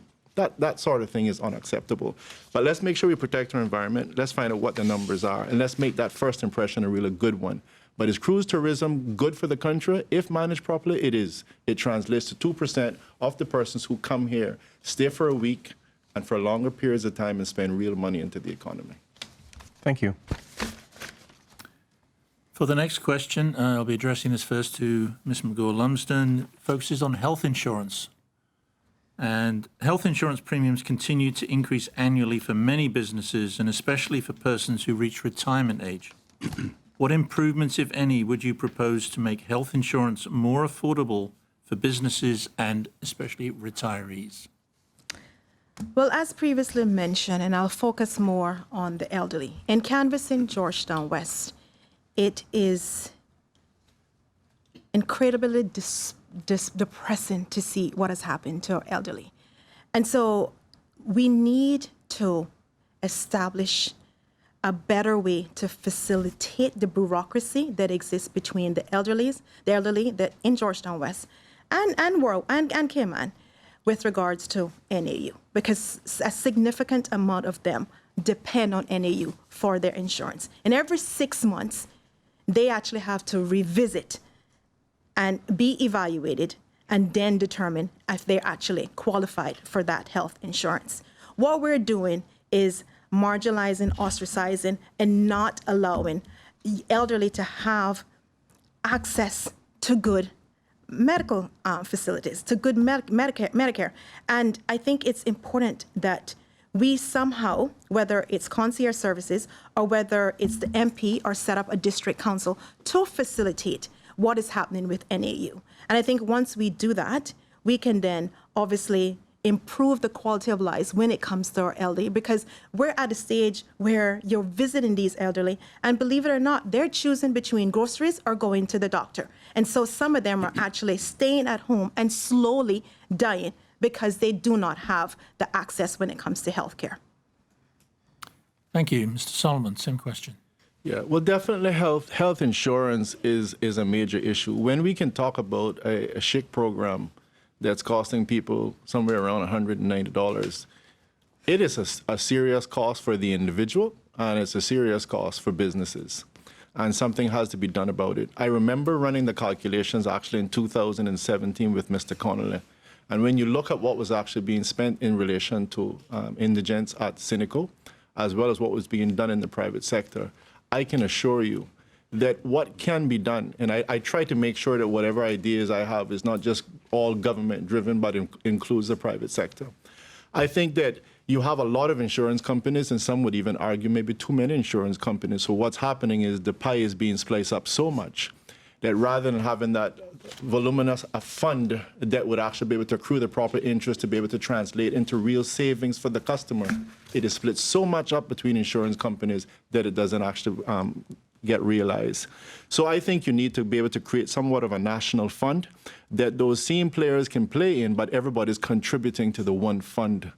And if we can do that and manage it properly, I believe, with the proper processes and procedures in place, that we will be able to realize better rates and pass those on to the consumers. And I believe we can definitely even half what we're seeing now on things like the standard SHIC program. Thank you. Mr. Webster. With health insurance, that has been a major concern. Visiting some of the people, not only in Georgetown West, but throughout the island over the years, because I've been involved with so much community projects, I've seen where persons are having serious problems of just getting health insurance. And that is concerning to me. It's concerning because some of them have some dire health challenges, such as cancer, diabetes, and they go to sleep at night just thinking about whether or not they can afford medication, whether or not they can afford to have, something to eat. So I think it's very important that we look on this healthcare plan. I would propose that we do a national health insurance plan. We have about 65,000 people. And if we go to our reinsurers on the basis of 65,000 people, what will happen is that we will get a better rate overall. That would then allow us to have lower premiums for each person. And it would also be an inclusive program, healthcare program. Why it would be inclusive? Because currently, when you look at the civil service, the civil servants are pretty much a big provider of employment, and most of them are on Cineco. So if you take that amount alone and you put that along with the private sector and develop a good healthcare plan, you would be able to bring down the rates. But with the national healthcare plan, if you want to go to a public or private, currently the civil servants can go to to private. But if they, in this case, they would be able to. But however, they would have to do a co-pay, right? This would also eliminate the fact that persons who have pre-existing conditions, they would be able to be covered under the national health insurance plan. So this would be a comprehensive plan that would allow each those persons that are having mental health issues, physically challenged, they will also be covered under this plan. And we need to make sure that when we have a plan, it covers each and every one. The actual cost is about $1,500 for a family of 4 to get healthcare coverage. That is very expensive, and that would also give our families much more disposable income. Thank you. Thank you. All right, Mr. Solomon, this is going to be the next question's for you, and it's regarding the future of financial services. Mm-hmm. Given that financial services is critical to the island's economy, how do you think the country should respond to the FATF grey list and the European Union's intention to blacklist us, even though we have met most of their requirements? Yeah. I mean, we continue to be under attack in terms of the financial services. And I want to say that I think what the Cayman Islands has to offer is greater than simply the financial services. I think what we're really offering is a wonderful economic model called the Cayman Islands. When you actually look at Cayman Islands, I've chatted with Americans, for example, and said, you do appreciate that you don't own that property. When you're paying income tax, you're renting the property, you don't own it. When you talk about here in Cayman Islands, you're talking about ownership. So we have an economic model that we need to take to the world. And I hear them talking about getting someone to lobby for us in EU or getting someone in Washington to lobby. The politicians aren't going to help us. It's in their interest to keep Cayman Islands the way it is and to use us as some sort of a scapegoat for any problems that happens in their jurisdiction with the greatest of respect. I think we need a marketing campaign, but it has to be a grassroots campaign. And in fact, I think this is places where Chamber of Commerce, for example, working with other chambers can get us into access to the grassroots. When we can actually sit and explain the model of the Cayman Islands economy to the average person in the United States or in Europe, they're going to understand it. And they're not going to be able to be as easily bamboozled and fooled by their politicians anymore. Because if you can mention to a good red-blooded American, as we would say, that listen, here in the Cayman Islands, you actually own property. You're not renting it. And we don't take money, or, we're not taking your money and putting it in an envelope and sending it on to the government. They'll perfectly understand it, and the politicians won't be able to fool them anymore. So we need to market, but we need to market to the right persons. And that's it. I do want to say that there's other things that we can do personally to improve financial services, but hopefully I can address that in another question. Thank you. Mr. Webster, same question. The goalpost with the EU has been changed almost every year. We have brought up the standards to try to meet the requirements by the EU over the years to remove us from the blacklist, remove us from the gray list. We have done an extraordinary job trying to do that, but they continue each year to shift the goalposts on us. Their ultimate goal is to ensure that they can try to tax us. That's their ultimate goal.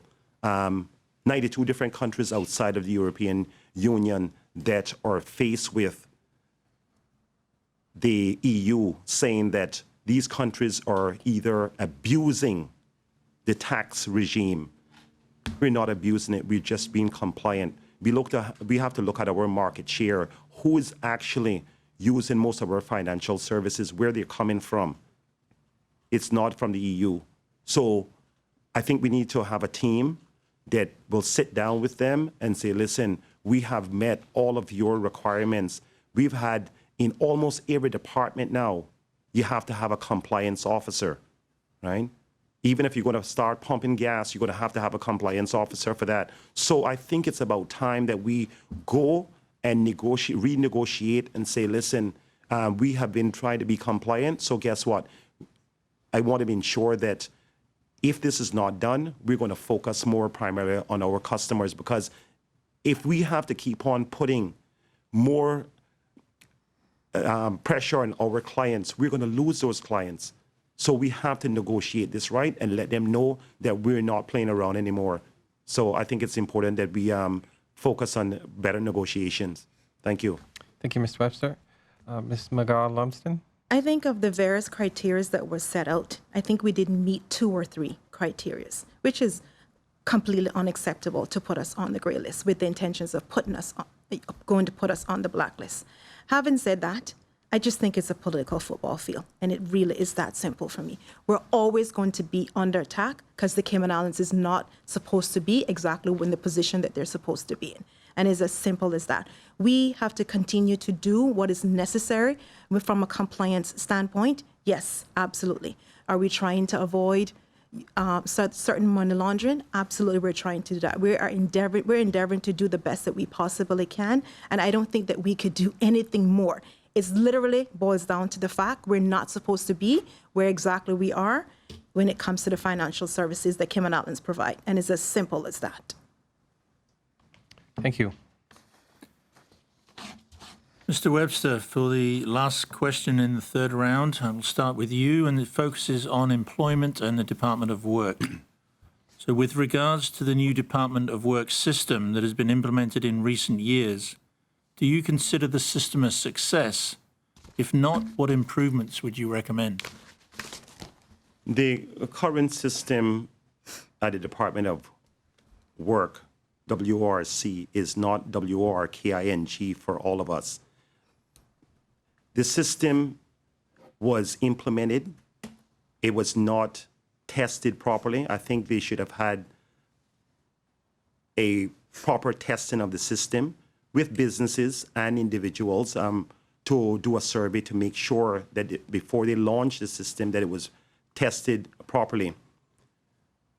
I would like to ensure that I work closely with the Department of Work by making sure that the system is set up where that they can assess the individuals that are unemployed so that they would be fit in the right category. So when they're placed for a job, that they would be able to be fit for purpose for that particular job. The system right now, when you try to log in into the system, you have to create a password. You should be able to view the applications that are available to you. And if you decide to, then you should be able to then create a password, go in and log in into the system. So that is a failure. When you have a failure in a system like that, it's putting our people behind because we have more people then depending on NAU and people that are unemployed. So it becomes another social issue that we're having. So I would like to make sure that that system is rectified to get our people up and ready for the workforce and work employment in this country. Thank you. Ms. Mcgall Lumsden. I have to be very careful with this because I deal with immigration on a daily basis. So I'll be very careful with this. I think there have been various complaints when it comes to work itself, and they're trying their very best. They have made several changes because of the number of complaints that they have received. Having said that, I don't think it's the system per se, it was the timing. They literally launched it and transitioned this, I think it was sometime in October. So it was immediately after COVID. And so what had happened is that in the middle of a pandemic, people are just going to want to do things the way that they usually do things. And so the necessary resources was not lended to business. The necessary resources was not lended to business from a training standpoint to understand the system. So there wasn't a proper rollout when it comes to work itself. So are there improvements to be made? Absolutely. With every single system there is in Cayman Islands, there are improvements to be made. Do they continue to make improvements? Are they taking heed to the improvements and the suggestions when it comes to investors like myself, who is an immigration specialist? I think that they are. Thank you, Mr. Solomon. Having had the opportunity to chat with persons who were very intimately involved with WRC, the fact of the matter is that despite what the government may have put on the surface, a lot of the same rules and lack of clarity, opaqueness was occurring behind the scenes. And therefore, you have not seen a lot of changes. And with the greatest respect, I want the Cayman Islands public, the Caymanians, to realize that the government has been playing this game for a very, very long time. And let me give two things. First of all, I brought the amendment for jobs for Caymanians only. It was passed in 2013. And let me just stress, for all those persons who are even status holders, you're a Caymanian also. And for those who are striving to become a Caymanian, you should also embrace the piece of legislation for jobs for Caymanians only. But you have had a government that, despite the fact that they played a role in passing that legislation for the last 8 years, have not sought fit to put one single job on a schedule that they felt were good enough to be for Caymanians only. We did it for notaries. So what, garbage persons, receptionists, there was no job that should be for Caymanians only, but it's fine for the financial services industry to ship off jobs to India or wherever else in the world to do answering phones, to manage Cayman Islands funds, but we can't find our elderly, we can't find Caymanians to manage a fund and answer a phone? No, of course we can. You don't need WRC for that. We have Section 80 of the labor law, and it's very, very simple. You have labor officers right now. There's Caymanians who are in the workplace, and they've been put down for a key position. They're down for manager. They have no idea they're down there. And then you have employers who are constructively dismissing them. Here's how you solve the problem. You got labor officers, they go in and they check and say, why is this Caymanian getting $50,000 for the same job that this guy was getting $110,000? And you fine him. After you get $100,000 or $20,000 fine, stuff like that starts to stop really, really quick. So the teeth is there, the resources are there, but what's lacking is the will of any government to really do something about protecting Caymanians and getting Caymanian jobs. And I want to stress the persons, I know it myself firsthand. I was there in the government, managed 27 persons, did a wonderful job, and I remember going to one bank and trying to get a very simple job, and they said, sorry, you don't qualify. But you know what the situation was? The person who was telling me I didn't qualify was also sitting on the immigration board to help to determine that the permit for that bank would be approved. It needs to stop. Thank you. 3 rounds of questions completed. 1 more round left, so please stay tuned. Right, we'll be back right after this short break. At Baymarket Cafe, we know life can get in the way of good food, so we're here to offer a hand. Online ordering is back, and this time, it's better than ever. If you overslept and are running out of time, order online and pick it up. Raining? Get it delivered. On your way to go there or do that, order and pick it up. Sun scorching? Meeting? Get it delivered. That way, you can spend more time doing this or that with him, her, they, and them. So whether you need your morning coffee, you're craving a red velvet donut, ramen, a lamb burger, or a falafel pita, order the food you love and skip the line. Pick it up or have it delivered. That's Baymarket Online.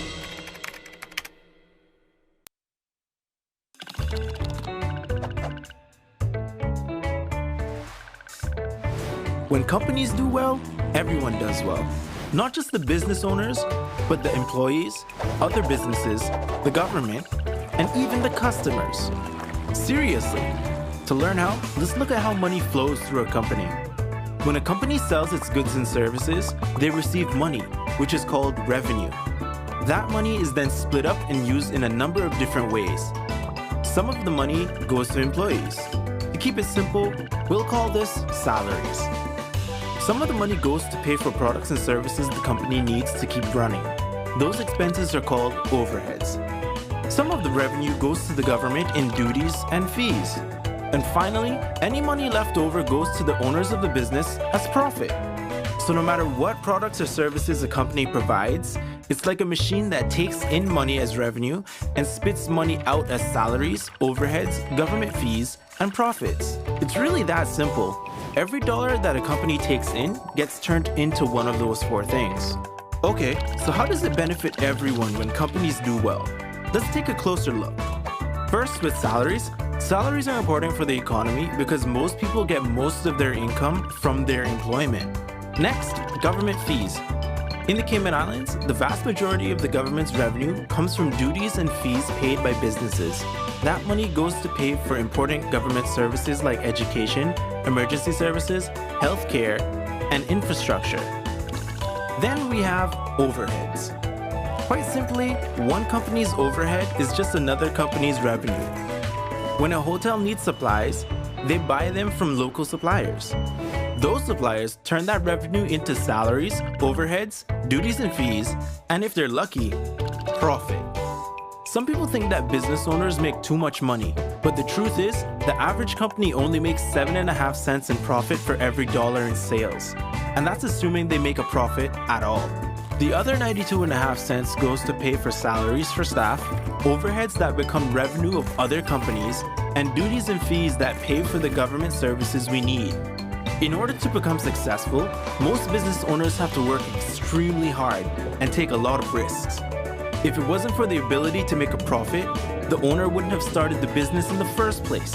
And if nobody started any businesses, there would be no jobs for employees, which means no salaries, no overheads to support other businesses, and no money from government fees to pay for our government services. So yeah, when companies do well, everyone does well. In the next video, we'll take a closer look at why countries need economic growth. For now, thanks for watching. And remember to share this video with your family and friends so they can learn more about our economic prosperity engine.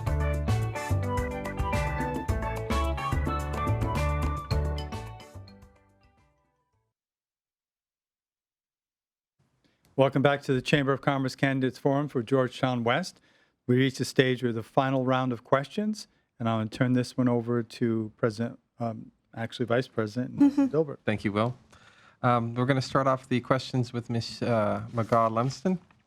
It's going to be on cost of living. The cost of living ranked as the top issue for respondents in the most recent Chamber Public Survey. What additional strategies would you propose to address this issue beyond the ones you've already touched on? Yes, I would have to say in Georgetown West and the Wild Cayman Islands, cost of living is on everyone's mind, and it's something that needs to be addressed. I think, honestly, Nelson, how we can alleviate the cost of living or help with the cost of living in the Cayman Islands. And let me please be specific with certain things. We have around 14,000 individuals in the Cayman Islands that earns less than $2,400 a month. So when you have to factor in rent, a gallon of milk, of course, in the Cayman Islands is $7 alone. So how are these people supposed to maintain a decent standard of living? We're in a crisis when it comes to the cost of living. But what I think that needs to be implemented is a consumer protection law, first and foremost. I think what that's going to help to do is to govern unfair practices within the industry. That is the first thing that we need to do. In addition to that, what I think is required is that we waive stamp duty on basic family necessities. It's as simple as that, and so that it can actually be passed on to us as consumers. And what is a good thing for us to start dialogue and start investing in is upskilling our Caymanians. And by upskilling Caymanians, that in turn means that you're actually going to demand so much more when it comes from our pay standpoint. And so if we upskill them, empower them, uptrain them, whatever is required in order for them to actually be better employees, that is what is needed at this time. And so that they actually can help, have more income into their pockets, and they wouldn't have to be at that level where they're earning $6 per hour. They can actually put themselves in so much better positions for themselves and their families. Thank you. Mr. Solomon? Again, I'm compelled to cover some ground, but if you look at the compendium of statistics from the ESO, they will show you that the top three things in terms of the cost of living is number one, housing and utilities, and the second one is going to be transportation, and the other one is food. Address those three issues according to the Economic and Statistics Office, and we've covered the ground. And all of the answers are already there. This government has sat there for 8 years and have failed, for example, in terms of the national energy policy, to just simply go out and make sure that a 12 megabit battery is actually put in CUC so that people can actually get solar panels in their homes. So right now, they'll have to wait until 2022. So if you want to go out right now and buy panels and put $18,000 worth of panel in your house to reduce your electricity to 50, you can't do it until 2022. Complete negligence. I think we need to fix that problem. I talked about the issue about food. I think that we can engage in agriculture. We can free up the locked land in East End. But in addition to that, we can look at getting farms and purchasing them, turnkey operations, and whether it be Honduras, Jamaica, or even parts of the United States. And we make it that the products that are already there, because many of them are already being exported to the United States, that becomes an export product for the Cayman Islands, not for that country, but for us. In addition to that, all the products being imported here can either be at very reduced rates or completely free, and lower the cost on food as well. I think we can lower food, and I think on the issue about transportation, we need to look at something different. Buses are fine, but buses sitting in traffic is still buses sitting in traffic. And it might sound a little bit outlandish, but I believe it's absolutely viable that the Cayman Islands can implement a monorail system. And I'll tell you why I think a monorail system is very good. Amongst other things, if we do it properly, a lot of it can be off of the main area, covering some of the mangrove footprints, and make wonderful tours for whether it be locals or foreigners who are actually visiting. In addition to that, if done properly, it can actually house our utilities in it, the electricity. The water can actually go in there and remove a lot of the light poles and other things that exist. And I think when we can implement that transportation and lower that cost, because I would definitely like to reduce it, lower the transportation, lower the cost of housing is the other one. I mentioned that numerous times, and I'll mention it again. It is absolutely possible to build a 3-bedroom house for that $90,000 and allow our Caymanians to transition. Do those three things and we lower the cost of living. Thank you. Mr. Webster? Thank you. Earlier, I mentioned one of the components that is important to bring down the cost of living, and that is the health insurance. I think it's important that we look on all of the facets, all of the areas that earmarks what causes the height of cost of living. And one that comes directly to my mind is the health insurance. So by reducing that, that's going to help. But we also have to look beyond that. Education and training is important to upskill our people, to put them in the right categories. And that would tie back with what I mentioned about given the minimum wage being done in different sectors, right? That would allow persons to be trained and receive much more disposable income. We also have to look on domestic inflation. Domestic inflation, you're talking about having products and services that you're using domestically. For example, farming. We've been challenged with COVID-19. It was a panic during COVID-19 about the supply of food, but we can produce food here that we could have a substantial amount of food for local consumption. With being a backyard farmer, I understand why the farmers' price are the way it is today, because they have to depend heavily on supply of water. The water we can give concessions on water for those farmers, and I think that will also bring down the cost of these products that we have domestically. Then we also have to think about imported inflation. Imported inflation is the aspect of where the markets of where we're bringing in things. We have to look beyond the U.S. We have to look on different markets, tap into different markets, whether or not it's South America, to be able to bring down the cost of the products. The banks plays an integral role in this whole thing with cost of living. We have to go back to the banks, try to negotiate not only the period of time that we have for those persons, especially in the commercial business. You have like a very short time. We need to get that extended for at least for another 10 years so that the merchants can get a better price and the on retail rental, and the consumers will then benefit from that. So holistically, that would bring down the cost of living. Thank you. Okay, Mr. Solomon, we look to you for this next question, which actually will be the last question of the evening, to allow you candidates to give your closing statements, and we will finish on schedule. This last question focuses on our youth. And the question is, what do you regard as the top 2 issues facing our youth of today, and how do you intend to address those concerns if elected? Yeah. Again, I think that when it comes to our youth, I definitely see, particularly speaking in Georgetown West, there is an issue about jobs, and I believe it transcends across other constituencies as well. But jobs is a fundamental thing. We have to be able to provide jobs, and I think that there are real opportunities. I mentioned earlier on that I'm fully aware that even in the financial services industry, to pick on them, a lot of jobs are outsourced. Understand that right now in the Cayman Islands, we're number 1 in the world for funds. And our funds are being managed by persons whether in India, China, all around the world. And no one can tell me that a lot of our elderly people, but again, to stick on our youth, cannot be properly trained to manage those funds. No one can tell me that our youth can't come in and answer a phone, but we have to have a call center in Asia.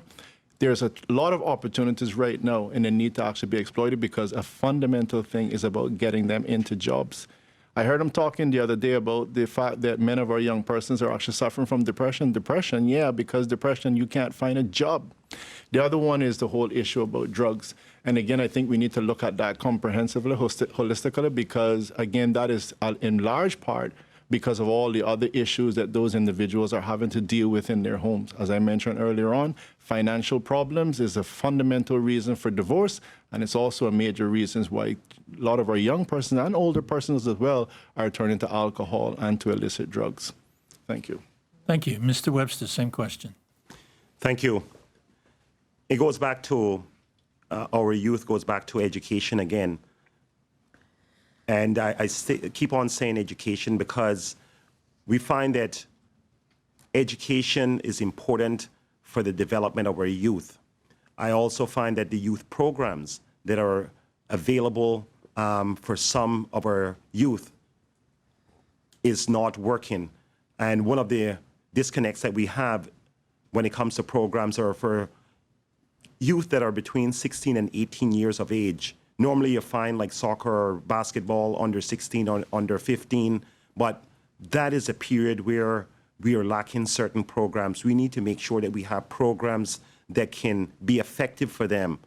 But going back to education, the career guidance is lacking within the schools. So even though they're getting an education, those students or the youth are not guided. We have a careers day, but we do not have career guidance to channel them in the right direction. What are the choices?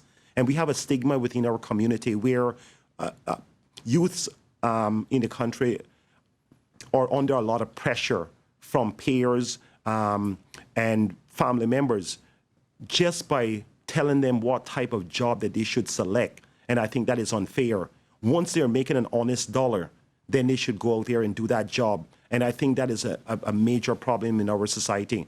Unemployment is a major challenge. What I would like to do, I would like to do an unemployment drive. The statistics has been showing with the Department of Work, or before that, Department of Employment and Labor, has not been a true transcript of our unemployment because the system has failed and most of them are frustrated, do not want to register. So my job is to bring awareness and bring a employment drive in Georgetown West so they can get those persons registered and work hand in hand with the Department of Work to make sure that they are registered in the system and given opportunities.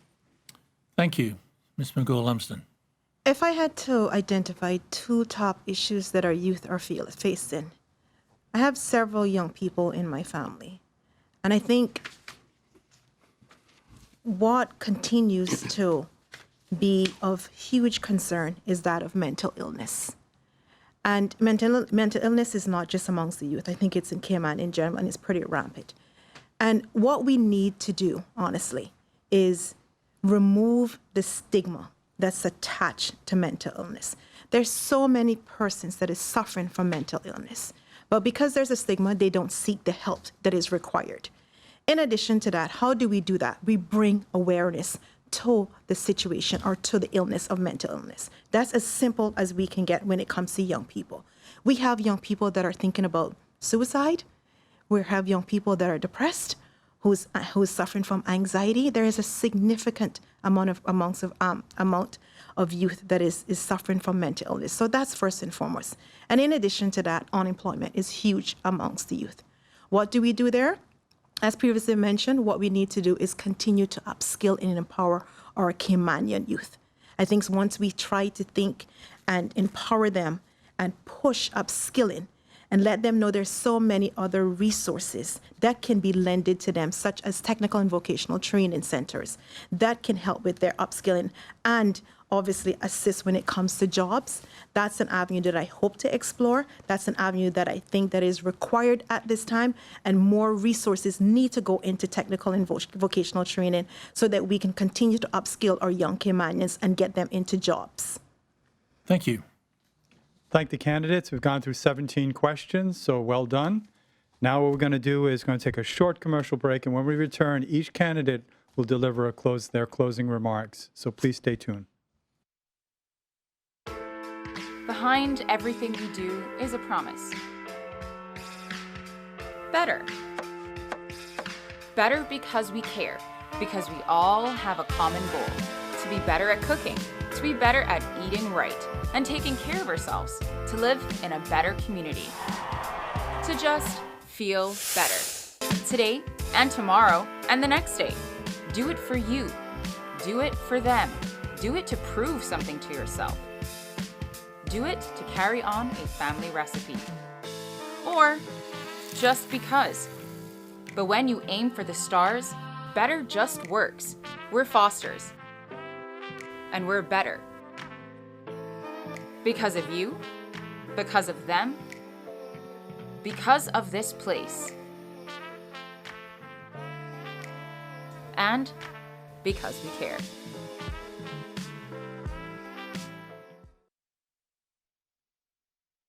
Welcome back to the Chamber of Commerce Candidates Forum for Georgetown West. We've reached a stage in the evening where we have closing remarks from each of our candidates. We're going to begin with the lady on the panel, Paulina Mcgall Lumsden. Ladies and gentlemen, thank you so much. And for the good people of Georgetown West, I implore you during this election cycle that we make a change within government. Make no mistake about it. We are at a crossroads when it comes to the Cayman Islands. Why are we here? That is a very profound question. Because simply put, we have a government that just do not care about ordinary citizens. Who are the ordinary citizens? People like you and me that are Caymanians. We have an environmental crisis. We have a housing crisis. We have a traffic crisis. We have a healthcare crisis. We have a cost of living crisis. We have an unemployment crisis. And what is the government's sound of the day? During this election cycle, their COVID success. COVID is a success because of people like you and I. So I implore you, do not buy what they are selling. It is as simple as that. We need to elect leaders, to elect individuals that will stand up for ordinary citizens in this country. We need to continue. And as your MP, I will continue to enrich and look to enrich Caymanian lives. And I will not pay attention to the special interest group which this government has done. I am seeking you to trust me with your vote come April 14th so that I can make a difference in your life and in your family life. I thank you so much to the Chamber for having us, the good people of Georgetown West, for allowing me into your humble abode. Your stories will not go unnoticed, and it will not fall on deaf ears. I promise to be a true representative when it comes to the people of Georgetown West and the people of the Cayman Islands. I thank you, good night, and God bless us in the Cayman Islands. Mr. Ilio Solomon. Yeah. Again, speaking specifically to the people in Georgetown West, I would like to say that what you've actually been able to hear here tonight is the fact that a lot of these issues that you're hearing now, you have been hearing last election and the election before. You've heard about it for decades, and many of these problems have not been addressed. And if we're honest with ourselves, here's what we're going to know. And if you listen to what the previous premier has said, he's made it clear that even in terms of your representative today, Mr. David White, he said he had to twist his arm to get him into office. You don't need a representative that you have to twist his arm. And David is a nice guy, and I want to stress that. And I'm going to stress about it because it's very important. He is a nice guy. But I had a lady who called me just this morning. She said she's 65 years of age. She was trying to contact the same representative, got no response. But here's the key important thing. Not only did she and all of us pay $576,000 to have that representative, but she's also lost 4 years of her life. She was 61. If you lose another 4 years of her life, she'll be 69. You can't continue that. You actually have to make a change. You have to make that change for you. You have to make it for your family. Let me stress something. If you were going to go out tomorrow and choose something as simplistic as a Tyler, you would choose a Tyler by asking your friends, do you know a Tyler? And if they simply mention a name, you wouldn't stop there. You'd ask them, did he do any work for you? And it's only when you are satisfied that he's done work for someone and he's done a quality job will you actually go ahead and hire that Tyler. Well, then if you do that with something as simple as your Tyler, why would you do anything less with your representative? You have to choose a representative that at the end of the day has the experience and has the proven results that they can actually deliver. And in this case, you need someone that's going to be able to deliver on housing, and I've done that. Someone that can deliver and creating the issues about cost of living, like providing those deposits like I did with the pension, and I've done that. And I want to stress as well, I have a lovely family. I have 3 daughters. My youngest one is handicapped, and I stress that as well because for those ladies out there who are concerned about female issues, I can assure you those 3 ladies will keep me in check as well. So I'm asking you, ladies and gentlemen, on April the 14th, to please give me a chance to actually serve you, the people of Georgetown West. And I promise that just like I did between 2009 and 2013 as a humble backbencher, I will do just as much or more if I'm given your vote on April the 14th. Thank you very much, and God bless all of you. Mr. Kendrick Webster. Thank you. First of all, I want to thank the President, Mr. Gibbs, Vice President, Mr. Nelson, Mr. Will, and the entire Chamber family for providing such a mind-provoking and engaging forum for all of us candidates across the Cayman Islands for the last few months. I also want to thank the sponsors, Foster's Food Fair, the DART Group, Affinity Recruitment, Borden's Legal and Corporate Services, and not last and but not least, the media. But most of all, I would like to thank the listeners across the Cayman Islands for engaging in this evening's forum. I trust that you understand the emerging challenges of governing these islands. Above all, you, the people of Georgetown West, have given me an extraordinary experience by visiting your homes. I've experienced those challenges that you have, and I will address those once I'm elected as your MP. There is no one way to lead, but including you, the people of Georgetown West, will make this journey much lighter for me. For the past few months, you have heard from other candidates in Georgetown West. You can see that for the past 4 years, there has been little or nothing done by the current incumbent in Georgetown West. I have a different vision for Georgetown West and the wider Cayman Islands community that benefits economic growth, a much better education system, and affordable health care. Georgetown West, you deserve the best. If you give me the opportunity to be your MP, I will always listen to you and be your voice. I will fight each and every day for you and your families. I know that you had many broken promises, and that is why I have made a pledge into my manifesto that I will return to the community on a regular basis. My word is my bond. That is what I live by. So I ask for your humble vote on April 14th. Vote for a candidate who has a proven track record, a candidate that cares about his community. At this point in time, and where we're positioning the Cayman Islands, we need persons that are going to represent you, that truly cares from their heart, and that representative is no other than yours truly, Kenrick Webster. So on April 14th, vote number 3, vote Webster. May God bless you, and may God continue to richly bless these Cayman Islands. Now I'd like to turn over the proceedings to the President of the Chamber, Mike Gibbs, for some closing remarks. Thank you, Will. On behalf of the Chamber Council and staff, I'd like to thank the Georgetown West candidates, Paulina Mcgall Lumsden, Elio Solomon, and Kenrick Webster, for participating in this evening's forum. I trust that the forum will help the voters in that constituency to determine who to vote for when you go to the polls on April the 14th. I would also like to thank Foster's for their major sponsorship of the Chamber's candidate forums, as well as Affinity Recruitment, Borden's Legal and Corporate, and DART. If you're interested in viewing more of the Growth Matters video series that have been playing during tonight's commercial breaks, they can be accessed at growthmatters.ky. Please join us next Tuesday evening, 6th of April, as we welcome Richard Bernard, Emily Ducoup, Frank McField, Roy McTaggart, and Christina Rowlandson from Georgetown East. Thank you for tuning in, and I hope you enjoy the Easter break. Good night.